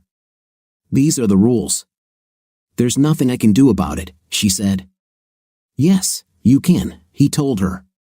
You can refuse the appointment. No, I can't do that, she said. I have already been accepted into the team. If I refuse, we could lose everything and end up in Antarctica or somewhere else. I don't like it, he said. I don't like it at all. I know and I understand, she said softly. I don't like it either, but everything will be fine. Trust me. You believe me, don't you? Yes, I believe you, he said, hugging her. I just don't like being away from you. You are my life, and I love you. You know that. I know, and you are my life. I love you too, and I will make it up to you. I promise, she said. These were the most difficult 3 weeks of his life. Cynthia did call him once a week for a 5-minute conversation, barely enough to say anything important. Yes, he liked seeing the extra money in his salary, but it hardly made up for the empty bed he slept in every night, and it didn't make up for the lonely weekends. Bored and depressed, he went to Meadowhall, a huge shopping center north of the city center, and did a little shopping, stopping for a burrito at a restaurant in the lower Oasis dining quarter. Finally, Cynthia returned home after her 3-week stay in London. She seemed full of energy after the experience, but he also noticed some changes in bed. What's gotten into you? He asked as they lay in each other's arms. Are you complaining? She asked with a sly smile. Not at all. I've just never seen you like this, he said. I missed you so much, she said, and I wanted my return to be special for you. That's for sure, he said. Over the next few weeks, Cynthia began to be away from home more than before. He didn't know what she did, and she didn't say anything significant. Then one day she came home and said that they had been invited to dinner with selected executives hosted by Graham Barton, CEO of Acme UK.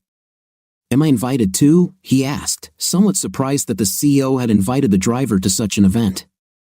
Of course, she said. I hope you don't mind, but I took the liberty of renting a tuxedo for you.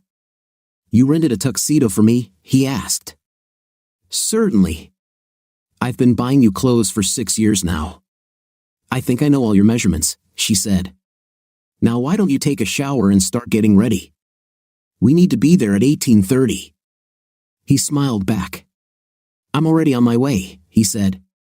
He showered, put on the tuxedo she had rented for him, and gasped when he saw the tiny black dress she wore. It was open-backed, and the front was held on by a strap that went around the neck. The dress was very short, highlighting her beautiful long legs. You look so delicious I could eat you, he said.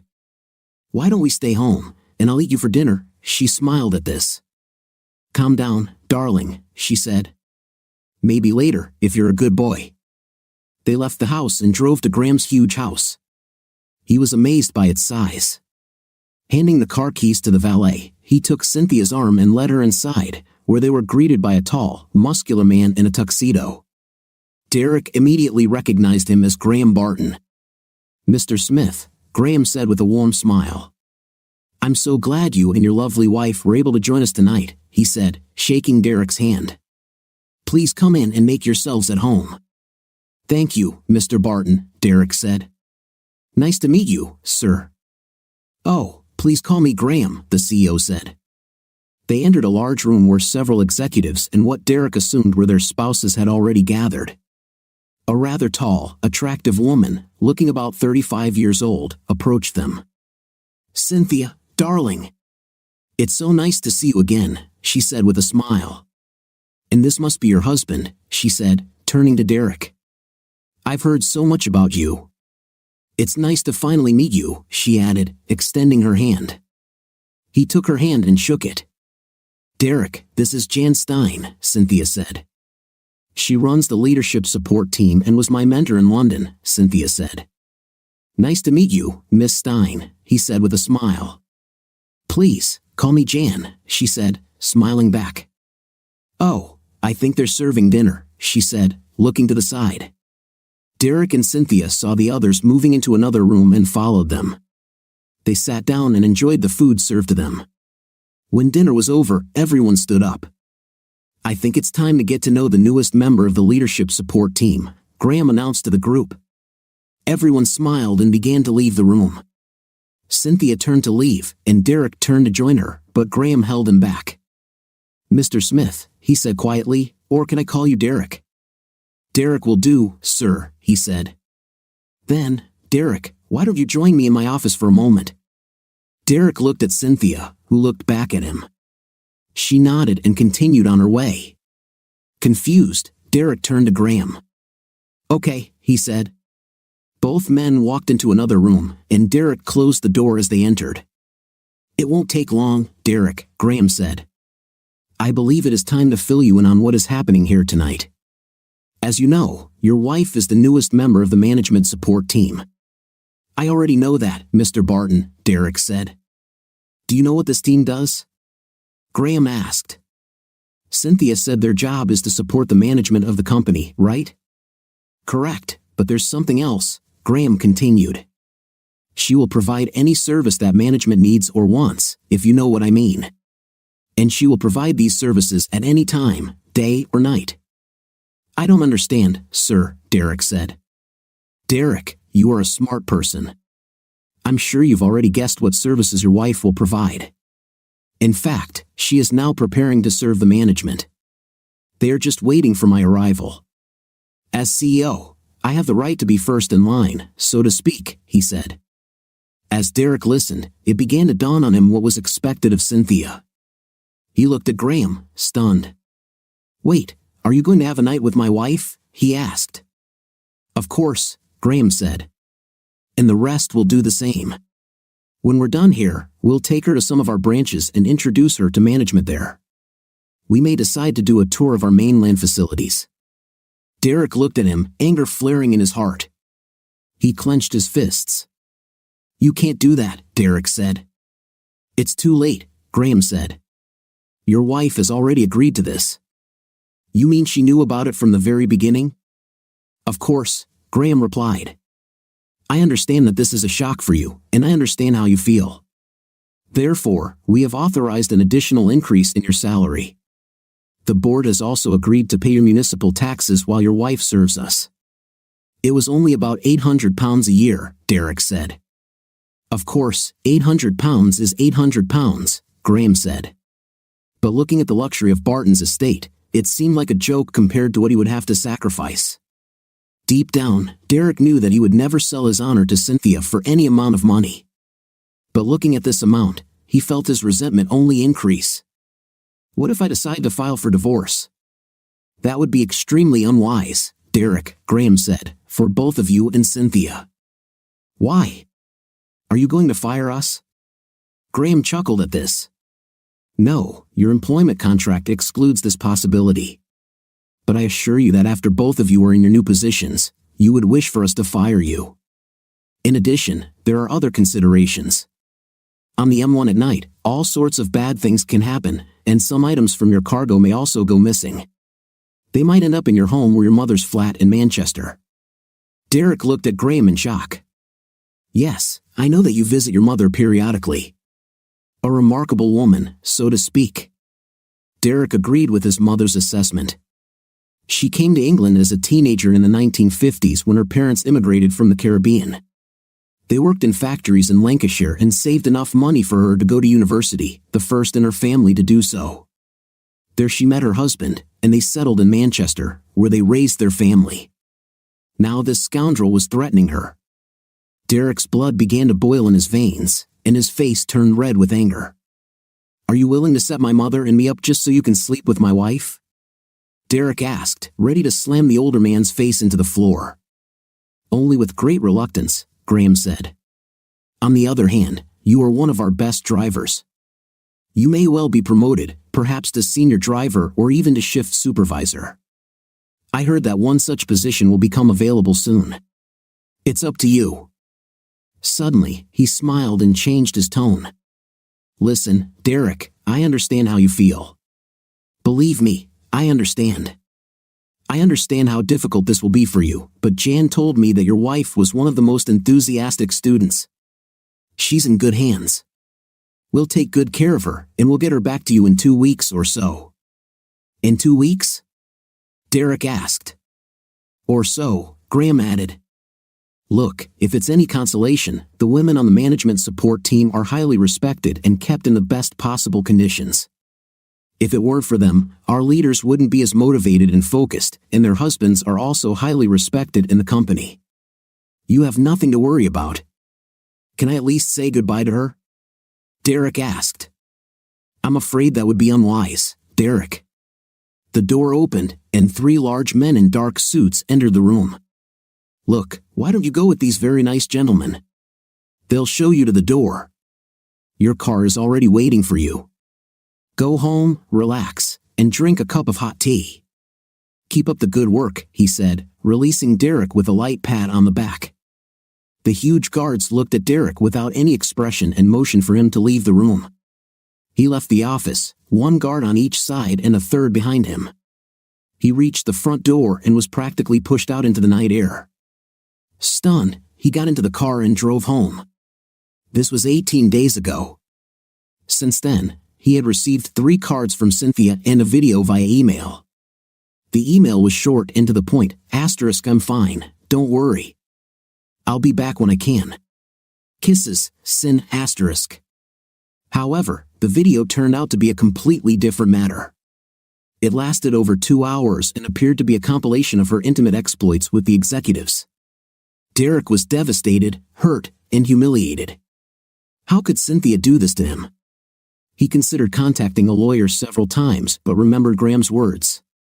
He continued to do his routes and took on extra shifts so as not to return to an empty house that no longer had any meaning to him. Then, today, as he was filling up his truck with diesel in London, he was approached by 3 security officers, a woman with an Irish accent and 2 men, one of whom spoke with a thick American accent. Since when did the British Security Service hire Americans? He wondered. They asked him questions about the company, his job, and Cynthia's job.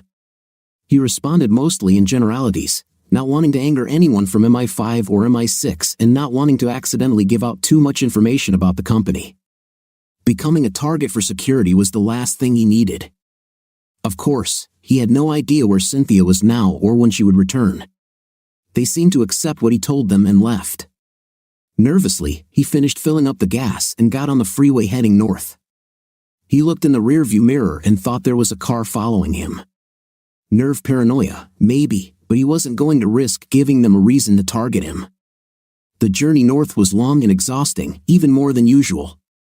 He was constantly on the lookout for vehicles that might be following him, for unusual clicks or noises on his phone, or other signs that Graham's men or security personnel were keeping him under surveillance. He now realized that he was on probation and that they wanted to find out if he would cause problems. They probably believed that if he resigned himself and allowed himself to be trampled upon after Cynthia's first assignment, then he had effectively resigned himself to being a cuckold for the company.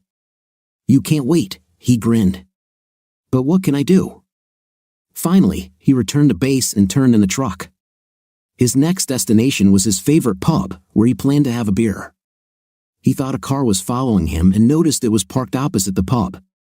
"Whoever they are, let them waste their time spying on me," he thought. He got out of the car, went inside, used the toilet, and ordered a pint of his favorite drink. Then he went outside where he could smoke a cigarette in peace. He was brought back to reality by the sound of a man's voice. "Sorry, buddy. Do you mind if I join you?" asked the man. He looked up and saw a tall, lanky man in Western clothing, with a long trench coat and a worn cowboy hat.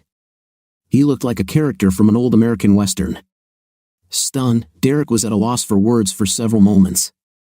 "Yes, sure, this is a free country," he said, wondering why the man chose this table since most of the others were free. The man sat down, placing a pint of beer on the table. "Do you mind if I smoke?" the man asked in a thick Texas accent. "Not at all," Derek said, trying to get used to the man's strange accent. He had heard Texas accents in movies, but it was a completely different experience to hear them live. He couldn't help but wonder if the man was carrying a revolver, or even two. The man pulled out a pack of cigarettes, took one for himself, then offered one to Derek. He looked at the pack and saw that it simply said "Job." "Come on, she won't bite you," the man said with a smile. "My own special blend. I worked on it for years before I finally got it perfect." Derek slowly took the offered cigarette. He had never smoked American cigarettes before and wondered for a moment if it was safe. The man took a match from a small box, struck it on his jeans, and brought it to Derek. After he lit his cigarette, the man lit his own and took a long drag. "There's nothing better than a good beer and a cigarette to end the day," he said. He took a long sip from his mug and placed it back on the table. "Not bad. The bartender says it's local beer. My name is Peace, just Peace. My friends call me Eli," he said, holding out his hand. Derek shook it. He was about to introduce himself, but Eli stopped him. "Let me guess," said the cowboy. "You must be Derek Smith, right?" "Yes," Derek said. "How do you know?" He noticed the star on Eli's shirt and wondered if the man was a police officer. "Are you a cop or something?" he asked. Eli chuckled. "No, there was once a long time ago. I worked with the best," he replied. "You seem like an honest man, Derek, decent, hard-working, someone who puts family first. Have you been working at Acme for 5 years?" "Yes," Derek confirmed. "Are you sure you're not from MI5 or something?" Eli laughed loudly. "I didn't guess, buddy. I work for a much higher power. I can learn a lot about a person just by looking into his eyes, and you look like a person who is being haunted by something. What is that shadow that looms behind you, Derek Smith?" "I'd bet it's a woman, wouldn't I?" he asked, "and not just any woman." Derek looked at him, surprised. "How do you know this? What are you even talking about?" he asked. What did he mean when he said that something was following him? "I've seen that look hundreds of times in the eyes of hundreds of men over the years," Eli said. "It's about your wife, isn't it?" Derek looked down, embarrassed. No need to be ashamed, son. You're not the first person this has happened to, and I'm guessing you won't be the last. Derek looked at Eli before answering. This shouldn't have happened at all, he said angrily. You're right, it shouldn't, Eli agreed. But it happened, and what's worse, this idiot took you by surprise, didn't he? So much so that you couldn't even fight back? Yes, Derek said. Can you see it in my eyes too? Partly. I've dealt with these snakes before. Thought we had cleared them all out. It turns out not all of them are gone, Eli said.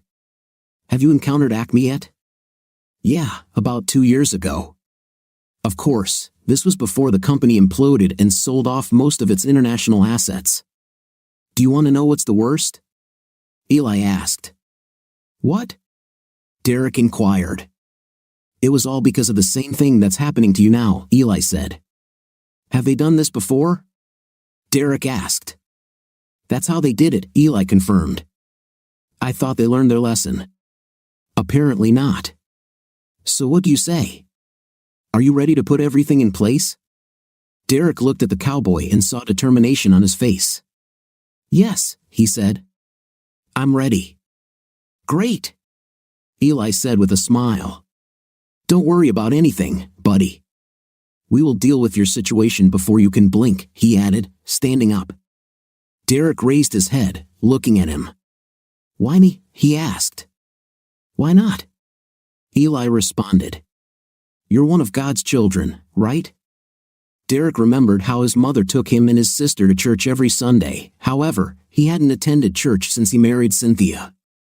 I'd like to think so, he replied, but I haven't been to church in years. It doesn't matter, Eli said. It's what's in your heart that matters, not where you sit on Sunday morning. All of God's children deserve justice, isn't it? Besides, one of my friends asked me to do him a favor. Who was it? Derek asked. Don't worry, you'll meet him soon, Eli replied. I think it's time for me to go. I'll contact you. He smiled, tilted his hat slightly, then turned and walked away. Derek watched the tall man leave, then took another sip of his beer. A few seconds later, he thought he heard the cry of a hawk and the sound of hooves. He looked around but saw nothing, and no one else seemed to notice the sounds. Maybe I was just imagining it, he thought. What the hell is going on? He finished his beer and left the pub, heading home. Some 170 miles south of Sheffield, in a building on the banks of the River Thames, John Smith sat at his desk looking over tables. He was about to finish work when Mike McGregor, one of his colleagues, knocked on the door. Hi, Mike, John said. What's happened? Do you have a few minutes, buddy? Mike asked. I was just about to pick up Houston and go home, but I think we can find a minute. What do you have? John replied. Do you remember that Acme driver we talked to today? Mike asked. Yes, but what? It looks like he just met one of your compatriots. We have everything on video, Mike said. Asterisk my asterisk compatriot? An American? Asked John. Are you sure about this? Absolutely, Mike said. Let's go have a look, John said, getting up from his chair. He took the tablet and followed Mike into another room where a large monitor was mounted on the wall. An operator was sitting in a chair along one of the walls, while Roy and Callahan, the team leader, sat at a desk in front of a monitor. She looked up as Mike and John entered the room. What do you have? Asked John. This is it, Roy said, gesturing for the cameraman to start playing the video from the beginning. After meeting Derek Smith earlier that day, the two agents followed him back to Sheffield and then to a pub. They captured the encounter with the strange cowboy on high-quality video and were able to record audio using a parabolic microphone. The three of them watched the entire meeting between the two men and listened to their conversation. When the meeting ended, Roy turned to John. Any idea who this person is? She asked. John shook his head. No idea, he replied. Roy put a picture of the man's upper body on the monitor. The facial recognition system cannot identify him, she said. We have asked for information about whether anyone with that name or matching the description has entered the UK recently, but we have found nothing so far. What's that on his chest? Asked John. It looks like a badge, Roy said. Can we zoom in on this image? Roy spoke to the operator, and the image enlarged to an icon. The operator made a few mouse clicks, and the image became clearer. They saw a round icon with a star in the center. It said Texas at the top and Company B Texas Ranger at the bottom. He's far out of his jurisdiction, isn't he? Mike asked. That's for sure, Roy joked. John opened his tablet and did a quick search. When he found the information he needed, he showed it to Roy and Mike. What is this? Asked Roy. This badge he wears is not a modern Ranger badge, John said. This one appears to date back to the late 1800s. Modern icons look like this, he said, pointing to an image on his tablet. Can you zoom in on his face? He added. The operator complied, and they looked at the enlarged face on the screen. Something about that face and the name Justice Opice was unsettling for John, but he couldn't put it all together. Then he remembered something, and his face turned pale. Mike noticed John's reaction. Are you okay, buddy? He asked. You look like you've seen a ghost. Maybe so, John said. Is there anything else on this video? Yes, there is, said the operator. Let's see. John said. They watched a strange man leave the pub and disappear. No one on the sidewalk seemed to notice. All three looked at each other, shocked. What the hell just happened? Mike asked. You haven't seen this before? John asked. Mike shook his head. No. We watched until the moment they separated. We didn't look any further, he said. What is the time gap between frames in this video? Asked Roy. With this equipment, it's about a millisecond, the operator said. No man can move that fast, Mike said. Maybe he's not human, John said, part of his rational mind not believing that he had just voiced what some of them were probably thinking. Please take some digital pictures, he told the cameraman, in the highest quality possible. The cameraman nodded and began capturing the best images, saving them in digital format. What are you thinking about? Asked Roy. I want to send these images to my boss at Alpha Sector. If there is any information about this person, they either already have it or can get it, with your permission, of course, John said. Roy thought for a moment and looked at the monitor. Finally, she nodded. Do it, John, she said. When John received the image files, he composed a quick letter to his boss in the States, Regis Carlisle. Once the secure email was sent, he turned off the tablet. Later in the evening, as John and his wife, Houston, were enjoying themselves after a recent love affair, John's tablet buzzed, notifying him of a new letter. He took it and saw that it was from Regis, also known as Alpha One. The letter was addressed to him, Mike, and Roy. Schedule a secure Skype briefing on justice for 8:30 a.m. your time. He replied to the letter and saw confirmations from Roy and Mike. John turned off the tablet and wondered what Regis might have learned. What was that? Houston asked. We have a Skype briefing with Alpha One at 8:30 a.m., John said. This will be interesting. Derek was still in shock when he went to bed that night. Who really was the strange man he met earlier? He finally fell into a restless sleep and woke up when his phone vibrated at 2:45 a.m.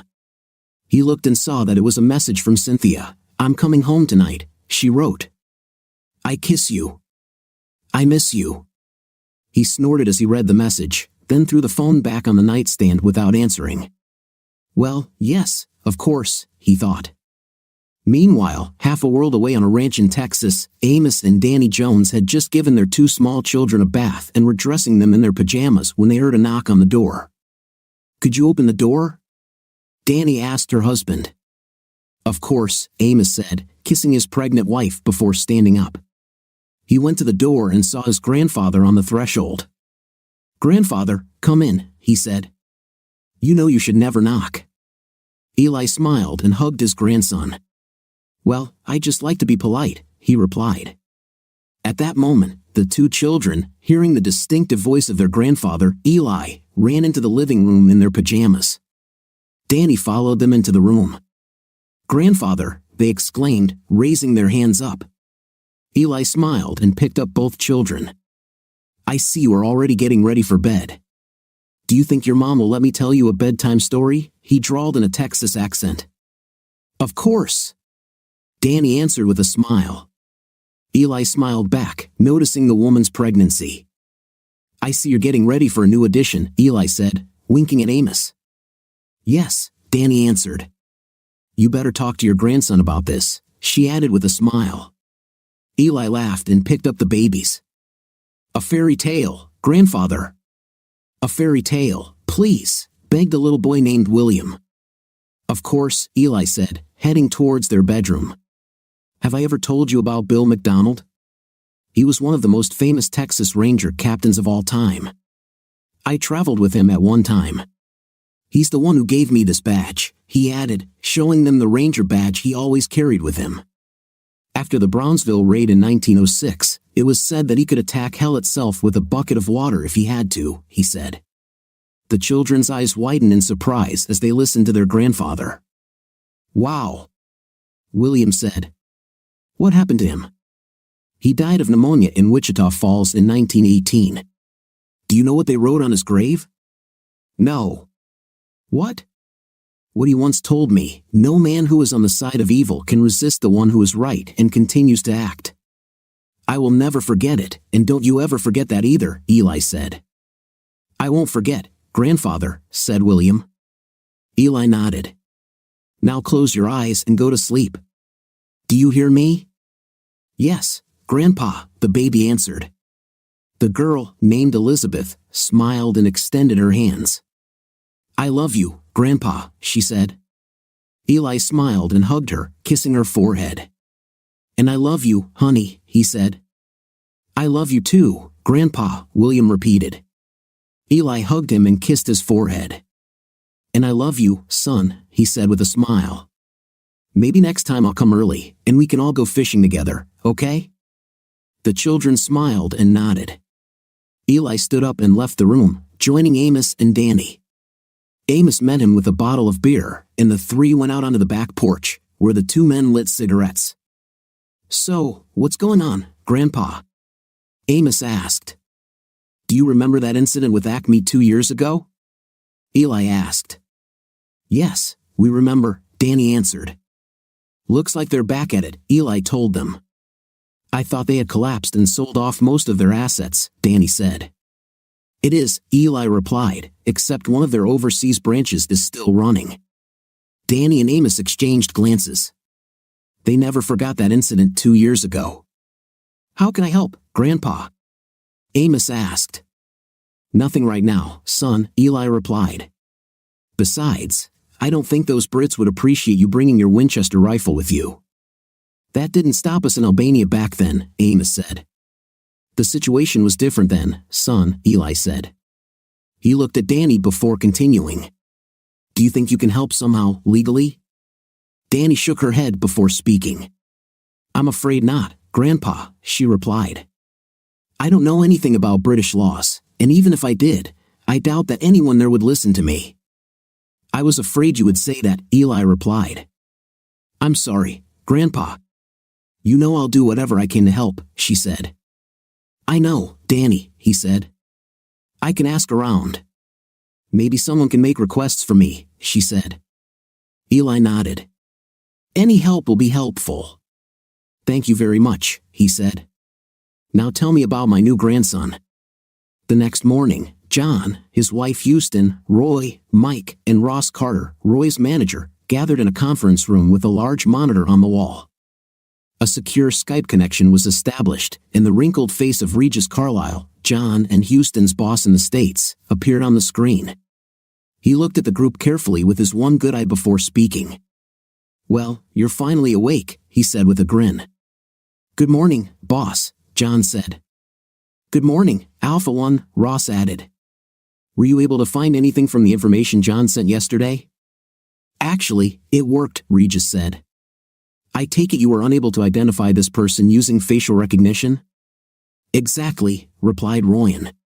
Furthermore, there is no record of him entering the UK. I'm not surprised, Regis said. Our team was also unable to establish the identity. However, our group expanded our search and discovered something very interesting. Interesting? How? Asked John. It appears, John, that you and your team have obtained photographic evidence of the existence of a man who supposedly died around 1864, Regis said. John and the others were shocked by this revelation. It's impossible, Royan said. Normally, I would agree with you, Regis said. However, our team decided to compare the image you provided with archival photographs. We found 2 matches. The first photograph dates back to the 1860s during the Civil War, and the second is from 1892. It appears that your photograph is the first in over 120 years in which his face has been captured. So, who is it? Ross asked. If what we found is correct, his name is, or was, Elijah Jones. He served in the 18th Indiana Cavalry and was promoted to sergeant shortly before he was shot during Sherman's March to the Sea, Regis said. Here is the first photo. The man's image filled the screen. John remembered seeing this photo one day after reading about the opening of a new historic site in Texas. There was no doubt that the man in the photograph was the same one they had seen the day before. Now John understood where he had seen that face. You said there was another photograph, John said. Yes, it dates back to 1892, Regis replied. The screen showed a group of men on horses, all wearing badges. One of the men was highlighted in a circle. What is this? Mike asked. Texas Rangers, Regis said. More specifically, this is Company B, a frontier battalion under the command of Captain William Jesse McDonald, one of the most famous Ranger captains in history. The man in the circle is our guy, Jones, although he used a different name. As far as I know, this is the last photograph of him before yours. How is this even possible? Ross asked. Sorry, but I can't answer that question, Regis said. Let me tell you something. Over the years, I have heard rumors about a man who appears out of nowhere and then disappears.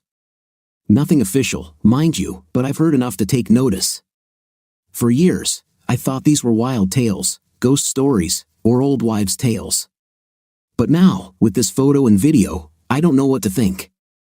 Is there any way to track this person? Ross asked. Actually, there is, Regis said. About a year ago, the state of Texas opened a new historical site, the Jones Homestead. This is an old adobe house set in the middle of a heath that dates back to the 1840s. The first photograph I showed you is displayed there, along with parts of his wife's diary.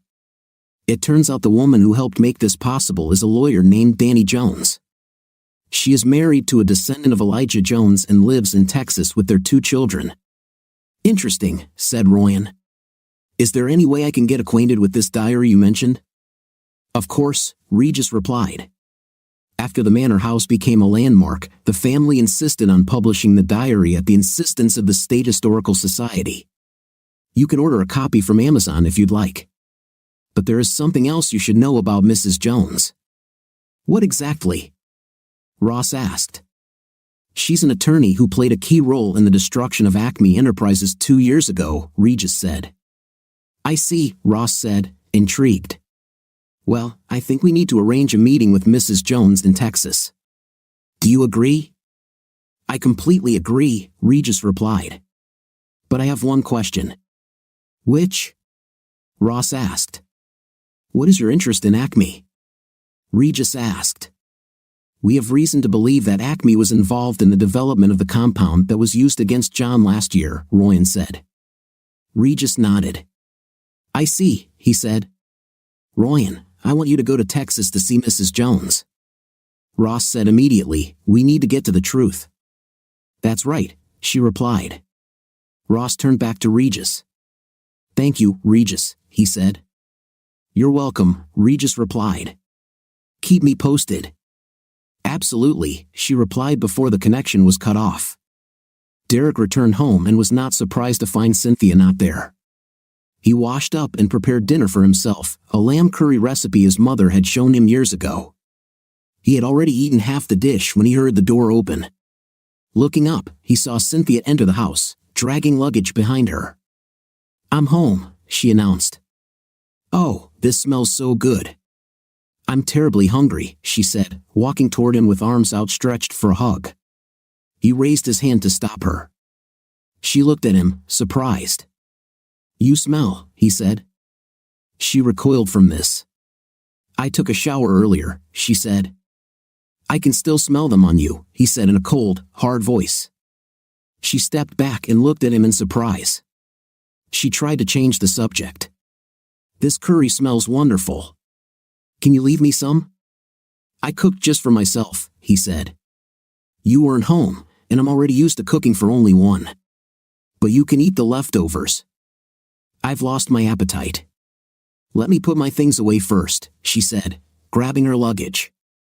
He watched as she walked into the master bedroom, knowing she would be back in a minute. She did return, and she didn't look very happy. "Why is the bedroom door locked?" she asked. "Because you don't sleep there anymore," he said. "I moved your things to the second bedroom. From now on, you will be there." "What?" "Why?" she asked. "Simple," he said. "I've never slept with a woman of easy virtue in my life, and I'm not going to start now." She recoiled. "A woman of easy virtue? So you see me that way now?" "You haven't intimed with other men for money," he said. "Isn't that the classic definition of a prostitute? The only real difference between you and the women on the street is your clients. No one knows what's inside you right now, and I'm not taking any chances. I want you to know that all managers undergo regular testing, and we are required to be checked. I can even show you my latest results if it will calm you down." She was outraged that her husband considered her a simple streetwalker. "And that's supposed to calm me down?" she asked. "You know there are things that don't show up in tests for weeks or months, right? And I know from that video you sent that none of those executives use protection." "Did you watch this?" she asked. "I watched it, and I almost threw up." "What the hell were you thinking, sending this to me?" he asked. "Jean said I should send this so you know I'm being well taken care of," she said quietly. She said that all husbands like to see their wives having an intim with other men. She assured me that you would love it. That's what she said, right? Well, she's an idiot. I didn't like it. "I barely managed to stop myself from destroying my computer," he said. "Tell me why you really came home." "I've started having girl days," she began before he interrupted her. "And of course we can't let Acme UK executives have a night with their society girls on Women's Days, can we?" he said bitterly. "Get out of my sight. You disgust me." "Derek, please," she began. "Leave," he shouted, pointing to the bedroom door. Crying, she rushed into the second bedroom and slammed the door. He took a beer from the refrigerator, opened it, and sat down in a chair to watch TV. That went well, he thought. Cynthia showered in the second bathroom and returned to the living room dressed in jeans and a t-shirt. She made herself a cup of tea and sat down on the sofa. "What are you looking at?" she asked. "I don't know." "Nothing special," he replied. "Can we talk?" she asked. "Without you calling me names or yelling at me?" He turned and looked at her before answering. "I guess," he said. "Depends on what you want to say." "I missed you so much," she said. "I can see from all these cards, letters, emails, and calls," he said sarcastically. "Sorry about that. I was under strict orders not to contact you too often," she said. "If they told you to jump from a tall building, would you do it?" he asked. "You don't understand. They kept me on edge from morning to evening." "I had no choice," she said. "It was," he said. "Nothing said you had to join this team. You knew how this would turn out, didn't you?" "Yes," she said quietly. "So why did you do it?" he asked. "Money, excitement, the opportunity to finally move up in life," she said. "You have no idea how exciting it is to meet so many important people, knowing that I am directly contributing to the success of the company, even at the cost of our relationship," he said. "We discussed that we wanted to start a family, remember?" "Yes, I remember," she said. "Well, you can forget about it now," he said. "Are you going to divorce me?" she asked sadly. "Graham made it clear to me that this would not be a very smart move," he said. "So no, I won't be contacting a lawyer anytime soon." "Thank you for this," she said. "I love you, you know." "Don't thank me." If it were up to me, you would have left already, he said. But it's all over between us anyway. I was told not to get a divorce, but no one said I had to accept what you do, and no one said I had to be more than polite to you. You can stay here if you want, but that's all. When are you leaving again? I'll be here for about 4 more days, then I'll be leaving again. We've been told we're going to Paris, Rome, and other places. I'll be gone for about a month. A month? Do me a favor and leave your rings when you leave. I don't want you to have any more of them desecrated, he said. Is that all? Are we done just like that? She asked, tears starting to roll down her face. Just like that, he said, going back to watching TV. The next day, Derek was preparing to get into the cab of his truck when he was stopped by Jason Bruce, who was running out of the control room. Derek, wait, he said. The big boss is in Dan's office. He says he needs to see you urgently. Derek immediately guessed who it could be. He was about to get into the truck but changed his mind, closed the door, and followed Jason into the office. Of course, Graham Barton was in the office with Dan. Dan, give us a few minutes alone, please, Graham said. Sure, Dan replied before walking out, giving Derek a strange look. Derek walked into the office and sat down in the chair Graham pointed out to him. Graham closed the door and turned to Derek. I received a disturbing call from a very upset young woman, Graham began as he sat down. I thought we had everything settled. I've done my part, Mr. Barton, Derek said. I did not contact a lawyer and did not file or threaten divorce. Cynthia told me you called her a prostitute, refused to let her touch you, kicked her out of your marital bed, and forced her to sleep in the second bedroom, Graham said. If the shoe fits, Mr. Barton, Derek said. Graham slammed his open palm angrily onto Dan's desk, his face red with anger. Derek looked up at him, feeling his own anger rising. Damn it, Derek! Your wife is important to our operation, Graham said. Cynthia is your wife. She deserves to be treated properly. You are right, Mr. Barton. She is my wife, at least on paper. But she is no longer my woman, she is yours. I am not sharing. No one asked me about this matter. You recruited her. She accepted the offer without my participation, Derek said. You say she deserves to be treated with dignity, but what about me? What about our marriage? Do you really think I should just accept what you do to her? It's part of the job, Derek, Graham said. We all have to sacrifice for the common good. Save it for me, Mr. Barton, Derek said. You take her to God knows where, force her to sleep with God knows how many men, don't let her contact me, then bring her home when she's having her feminine days and expect me to woo her so you could do it again? You expect me to be pleased? Not in this case. I understand that you're upset, Derek. I really do, Graham said. But it's vital for her to have a loving and supportive home where she can rest. She needs your support and the company, too. I'll try to get her to contact you more often and see what I can do with her schedule, but you need to do your part. Don't expect me to let her into my bed while you're using her, Derek said. I have 5 years left on my contract. I have no intention of renewing it, and I will divorce her when my term is up. Is this your final word? Asked Graham. Yes, Derek said. Okay, Graham said. But know that I expect you to be on your best behavior with Cynthia from now on. No insults, no disrespect. If I have to talk about it again, I won't be as understanding. Derek stood up and looked down at Graham. Now, if you'll excuse me, Mr. Barton, I have a busy schedule, Derek said. Go ahead, Derek, Graham said, nodding his head. He watched Derek leave the building and get into his car. Then, he took out his mobile phone and made a call. The day after this encounter, John Houston, Royan, and Mike drove up to the Jones family's home in Texas. They got out of the car and heard 4 rapid shots. As they walked around the 2-story ranch house, they saw a man with a gun. The man placed the butt of the gun on his hip and pulled the bolt 4 times, firing 4 shots in a row. They saw 4 cans fly off the tops of the pillars where they stood. The man twirled the gun in his hand, ejected the last cartridge, and looked at the results of his shooting. Damn, Royan said.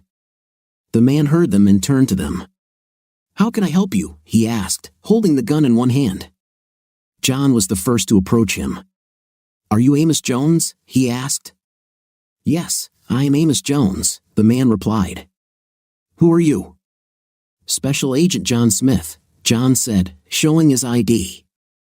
"This is Agent Smith, Ryan, and Mike McGregor, UK Security, Alpha Sector," Amos said, looking at John's ID.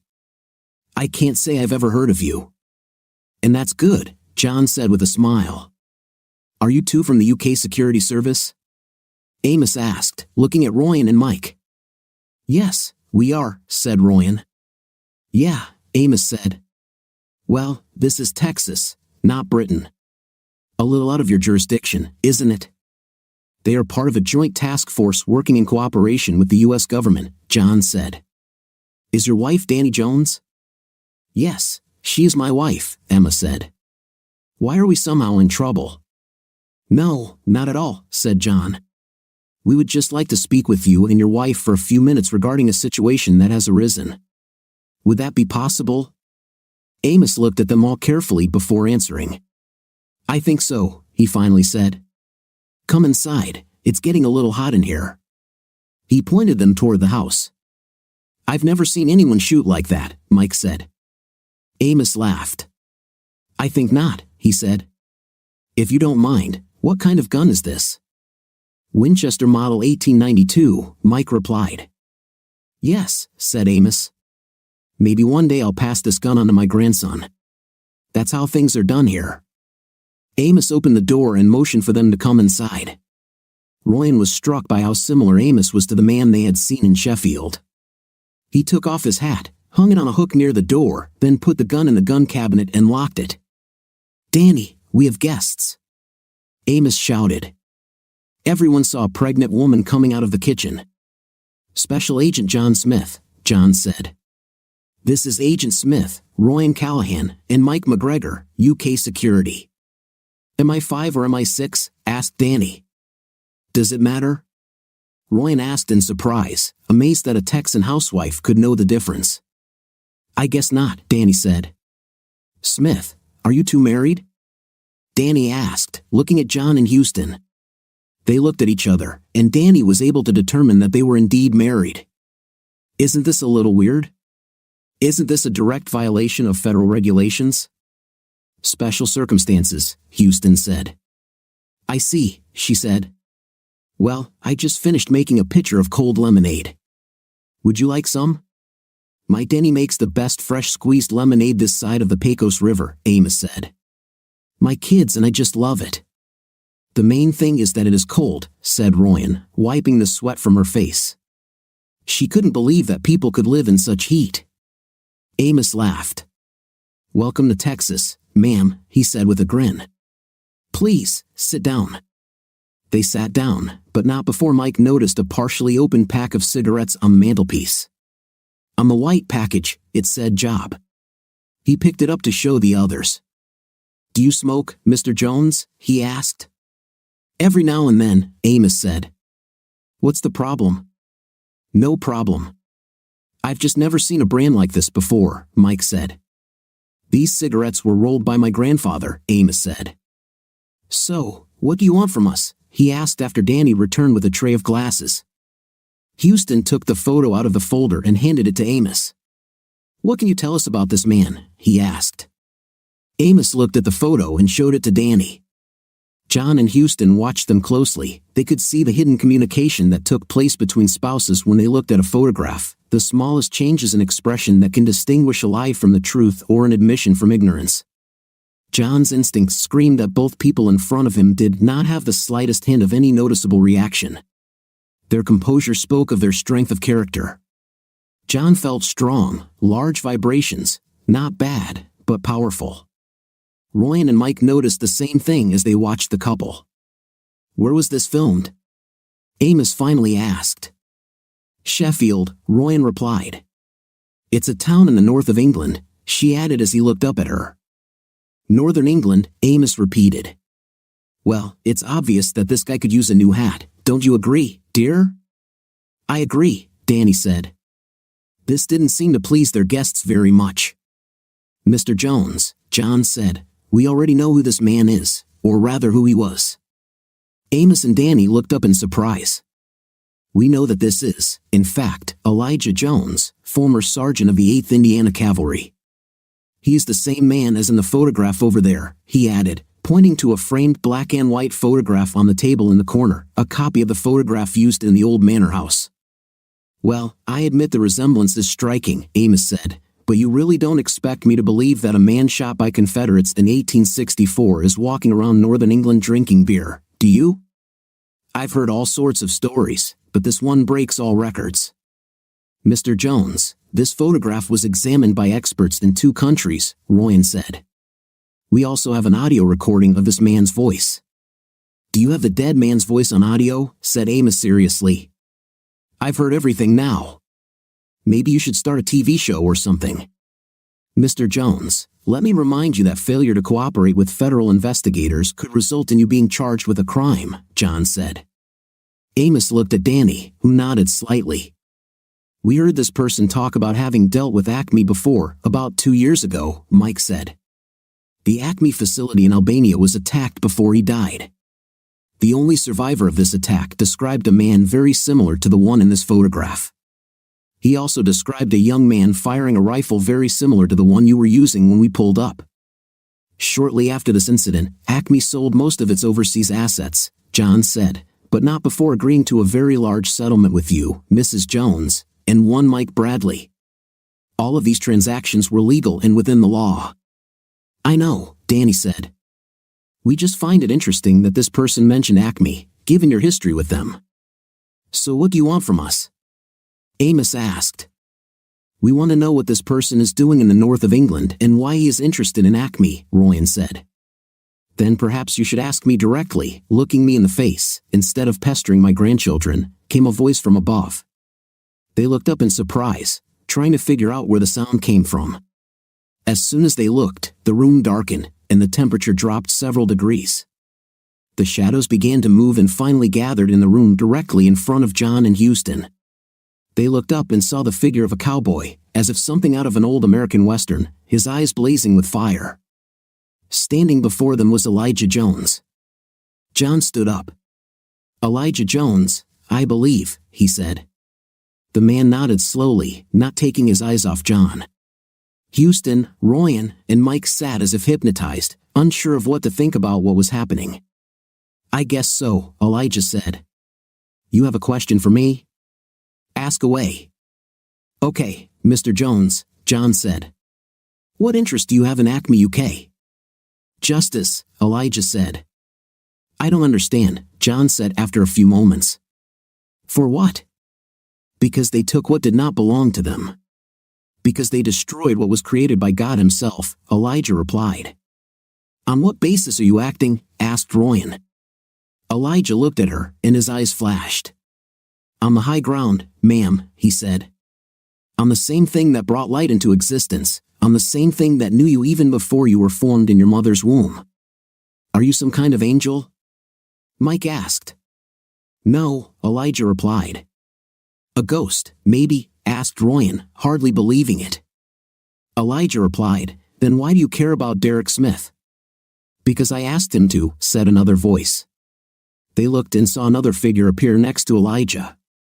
The man was slightly shorter, stocky, black, with gray hair and a gray beard, wearing a suit that was fashionable in the early 20th century. Who are you? Asked John. William Carney of Massachusetts, at your service, sir, said the man with a slight smile. Former Sergeant William Carney of the 54th Massachusetts Colored Volunteers. As they watched, the man began to change right before their eyes. He was much younger now, much slimmer, with jet black hair.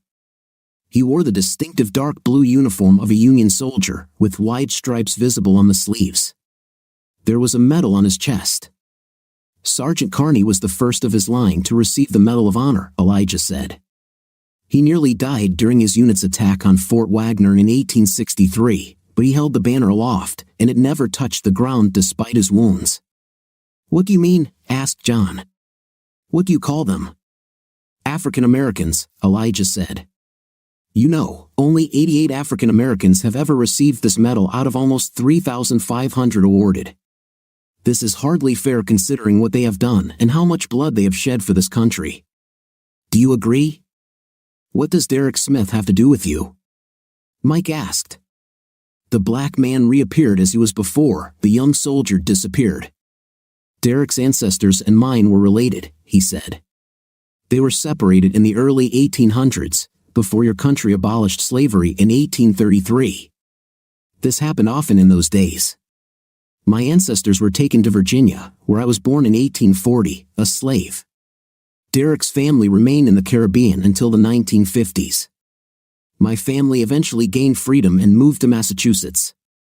Does Derek know about this? Mike asked. William shook his head. As far as I know, no, he said. So you see, I simply could not refuse the Medal of Honor recipient's request, Elijah said. Now the problem is that Derek's life is in jeopardy. You see, Acme hasn't learned anything. They expect him to be a willing cuckold while they use his wife as their pawn. He refuses to obey, and if things don't get done, he might end up dead. So what are you going to do, knowing this? Asked William. It's not that simple, I'm afraid, Royan said. Procedures must be followed. The necessary authorities must be called. We can't just walk in with guns drawn. In other words, nothing, William said. Nothing really seems to change, does it? Elijah's face changed, and he looked up at the ceiling for a moment. He then looked at William before speaking. We have to go now, he said. Both disappeared from the room, leaving the four visitors stunned. Amos and Danny didn't seem too surprised by what had happened. What the hell just happened? Asked Royan. Amos laughed. Welcome to my world, he said.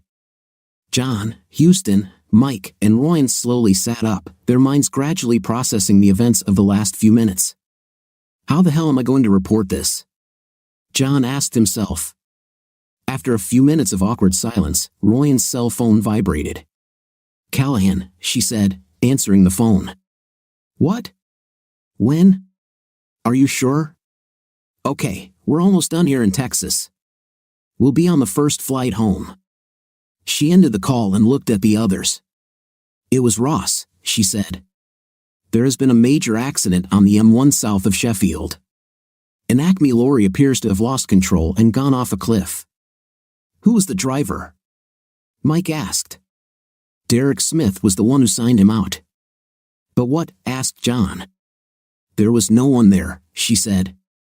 Derek opened his eyes and looked around the room, trying to figure out where he was. The last thing he remembered was trying to keep his truck on the road, but nothing was working. However, before the vehicle went over the cliff, something grabbed him, and he lost consciousness. He tried to make out his surroundings, but nothing seemed familiar. Is this a hospital? He wondered. If so, it was clearly decorated in a retro style. The bed he was lying on was comfortable enough, but the walls were covered with some kind of antique wallpaper that he had never seen before. The room looked like it could have been in an old movie. There was a kerosene lamp on the table next to him, and he didn't see anything electronic in the room, no TV, no radio, nothing. There wasn't even a light switch on the wall. Then it dawned on him. I died, he said, addressing no one in particular. Maybe this is heaven. The door opened, and he saw a strange cowboy looking into the room. Seeing that Derek was awake, he entered, accompanied by another person, a black man with graying hair and old-fashioned clothes. Well, I see you're finally awake, Elijah said. Where am I? Derek asked. Hard Rock, Texas, circa 1855, Elijah replied. 1855? Derek asked, shocked. How did I get here? We brought you, Elijah said. Don't worry, no one will find you here. You're completely safe. By the way, here's my friend I told you about.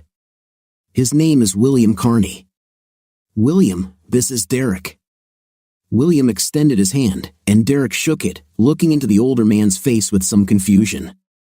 Something about him seemed familiar, but he couldn't remember what it was. Nice to meet you, William, Derek said. You seem familiar to me for some reason. I see you noticed the family resemblance, Elijah said. William is something of a distant cousin. William, would you mind keeping an eye on Derek while I go back and clean up the mess? I don't mind, William said. Thank you, my friend. Elijah smiled as he shook William's hand. It's my pleasure. Excuse me, but is there a toilet somewhere here? Derek asked. What? Asked William. Toilet. I need to pee a little. A lot, Derek said. Elijah and William looked at each other and laughed. What's so funny? Derek asked.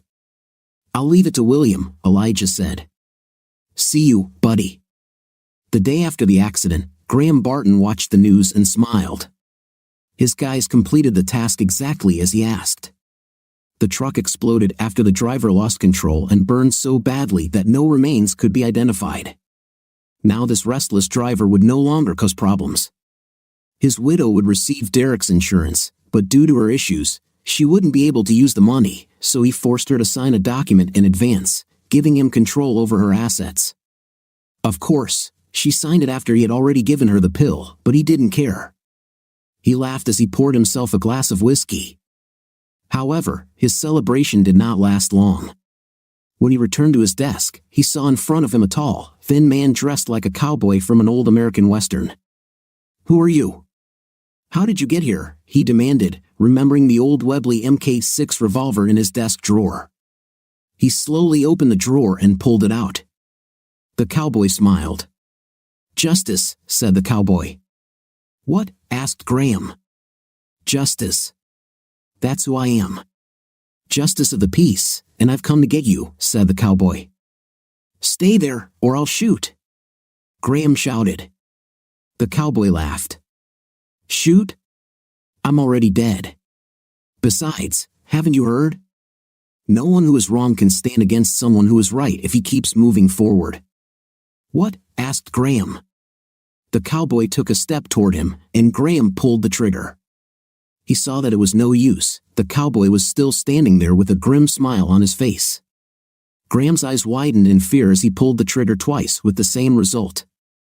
I guess I'll have to buy a new shirt now, Elijah said as he approached Graham. Elijah looked down, seeing that Graham had wet his pants. Give it up, he said. Hearing a voice behind him, he looked back and saw Ryan and Mike enter the room with their guns drawn. When they saw Elijah, they lowered their pistols and approached him. Mike took out the handcuffs and snapped them on Graham. How did you get here? Asked Ryan. Elijah smiled. Professional secret, he said. They saw bullet holes in the back of his shirt and looked at him in confusion. Are you okay? Mike asked. Okay, but now I definitely need a new shirt, Elijah said. Lizzie will be pretty upset. It was her favorite. Lizzie? Asked Ryan. My wife, Elijah said. She made this shirt herself many years ago. I see, said Ryan. At that moment, Houston ran into the room. I think we found Cynthia Smith, she said. Is she okay? Asked Ryan. Houston shook her head. It appears they used the same substance on her that was used on John. Ryan turned to Graham. Where's the antidote? She asked. He didn't say anything, and she shook him, pressing her face against his. Where the hell is the antidote? She screamed. He glanced at his desk, and she walked over to it, opening the drawers until she found a syringe with something inside. Is this the antidote? She asked, holding up the syringe. He nodded. It better be this way. Otherwise, I'll let that Yankee feed you to the dogs, literally. He nodded again, and Ryan ran out, followed by Houston. Elijah held Graham by the collar and looked into his eyes. This woman better live, he said. He glanced at Mike.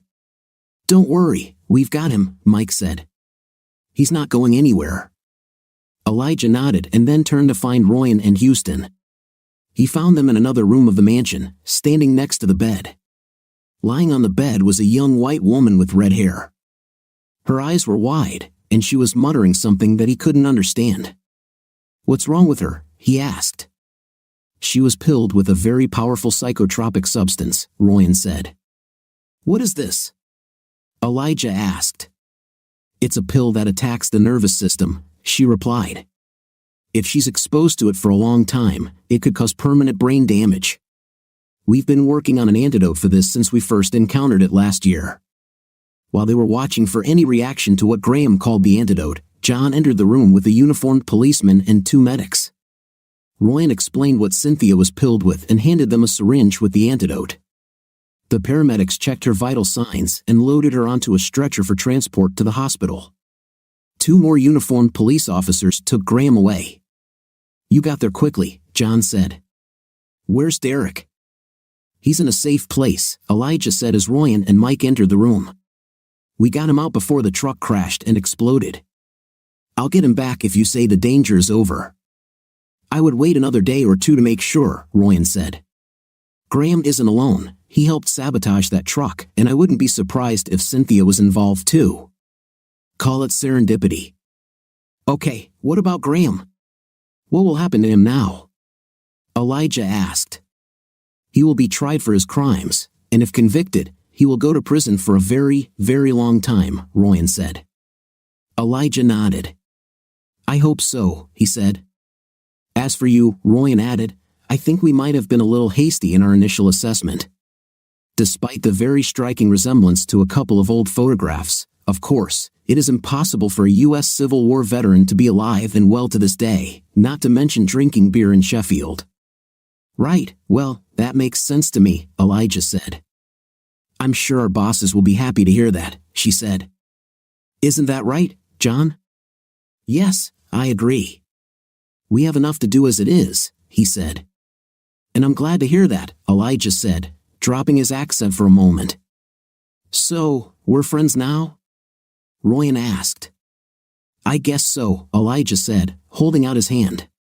Ryan accepted it, as did John. Think you could help us out once in a while? She asked. Of course, Elijah said. Just ask for justice, I'll be there. Thank you, she said. Elijah tipped his hat and then turned to walk away. A few moments later, they heard a faint neigh and the sound of hooves.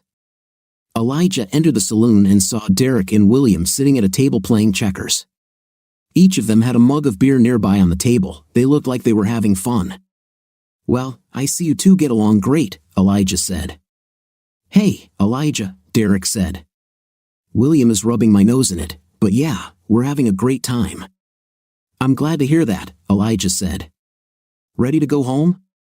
I think so, Derek said.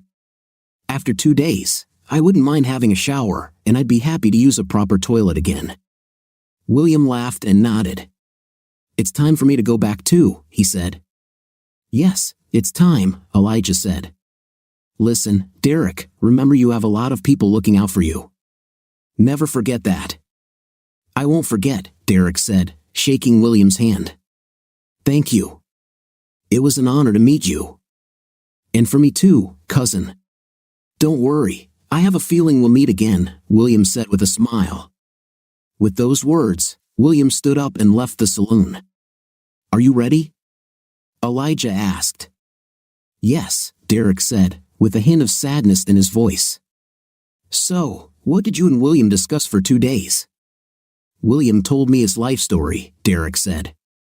What those times were like, his time in the army, the Battle of Fort Wagner. He went through hell, didn't he? Yes, I can imagine, Elijah said. We've come a long way, haven't we, Derek? I guess so, Derek said. But we still have a ways to go. True, but we are moving in the right direction. It makes you think about a lot of things, you know, Derek said. What are you thinking about? Elijah asked. My mother was the first in our family to go to university. She always wanted me to do better than her, but here I am, just a truck driver, he said. I thought about it. I did the math, and if I'm careful, maybe take out a student loan, I can graduate on my own. What do you want to do? Elijah asked. I'd like something that would make my mom proud, Derek said. Maybe law or medicine. I think your mom would be proud no matter what you choose, Derek. It's just the way they are, Elijah said with a smile and a wink. What's the news about Cynthia? Derek asked. Well, she came to her senses after what Barton gave her, Elijah said. No permanent damage, according to the doctor. At least, not yet. But that could change. What doctor? Sorry, doctor, Elijah said. Anyway, the police have been questioning her and Barton since she woke up. It's not looking good. What do you mean? It looks like they were in it together. They wanted to get you off the road for good. They came up with the idea of someone sabotaging your truck so you'd have a fatal accident. A couple of Barton's guys in your yard were working on the front end or whatever it's called so that you would lose control and get into an accident. Then Barton decided to immobilize your wife. I think he was afraid that she might change her mind and testify against him. He wanted to control whatever she might get from your death, so he used some kind of pill that causes brain damage. They're both charged with attempted murder and conspiracy. I think it's a miracle you made it out of that accident, Elijah said with a sly smile. What are your plans for your wife? I'm going to divorce her, Derek said. Elijah nodded and took a card out of his pocket. Here is the name of a good lawyer, he said. They say he's one of the best. Thank you, Derek said. Did you really live here once? Yes, about 7 miles from here, actually, Elijah said, pointing away from the city. Now it's a historical monument. If you're ever there, stop by. I might do that, Derek said. Just behave yourself if you go there. They say the sheriff there is a real tough guy. I'll take that under advisement, Derek said. How about a beer? I'll treat you. Deal, buddy, Elijah said with a smile. Amos opened the door after hearing a knock.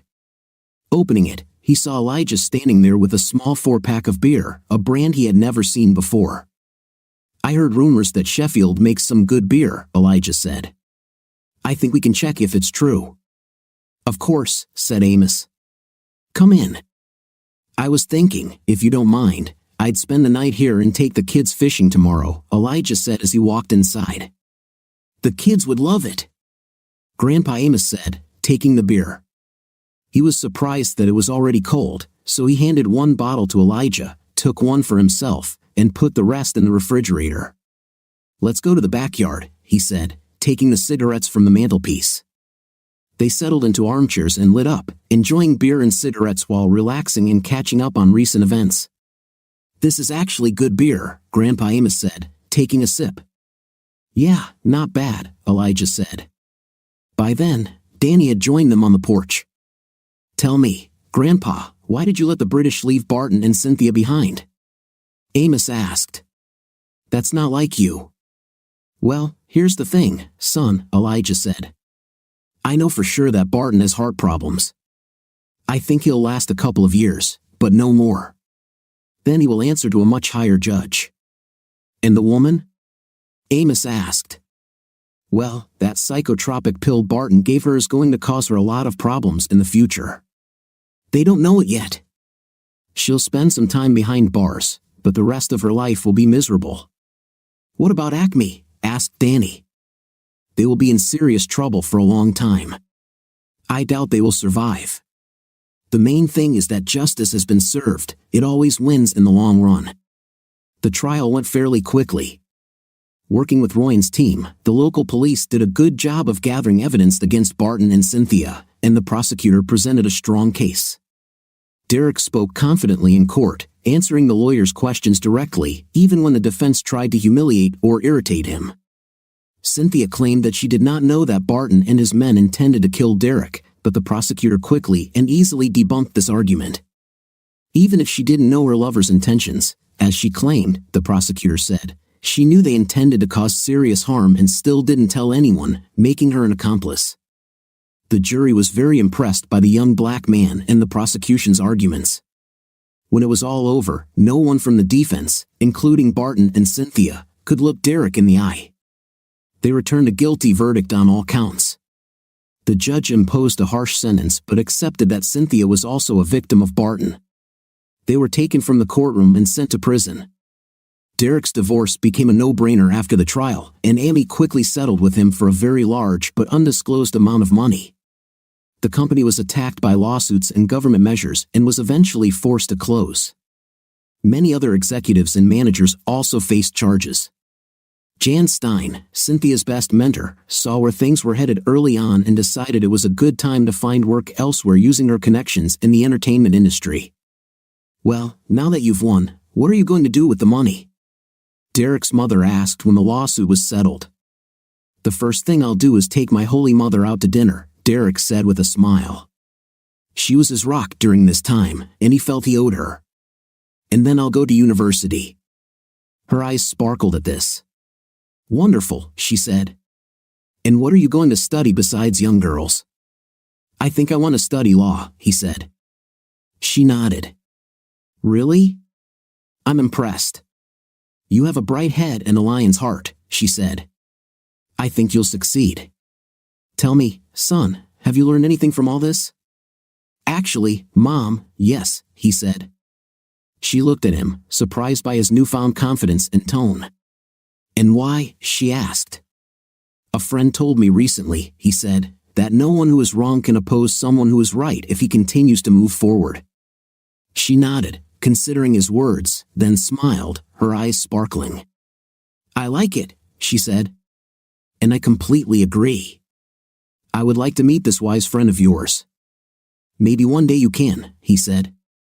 "Shall we go to dinner?" he asked, offering her his hand. "Of course," she said, smiling as she accepted his hand. "I'm hungry. What do you think of our story today?" "In my opinion, a role in the company or a promotion should be negotiated with the husband, and if he agrees, then go for the promotion. What's your opinion? Write in the comments.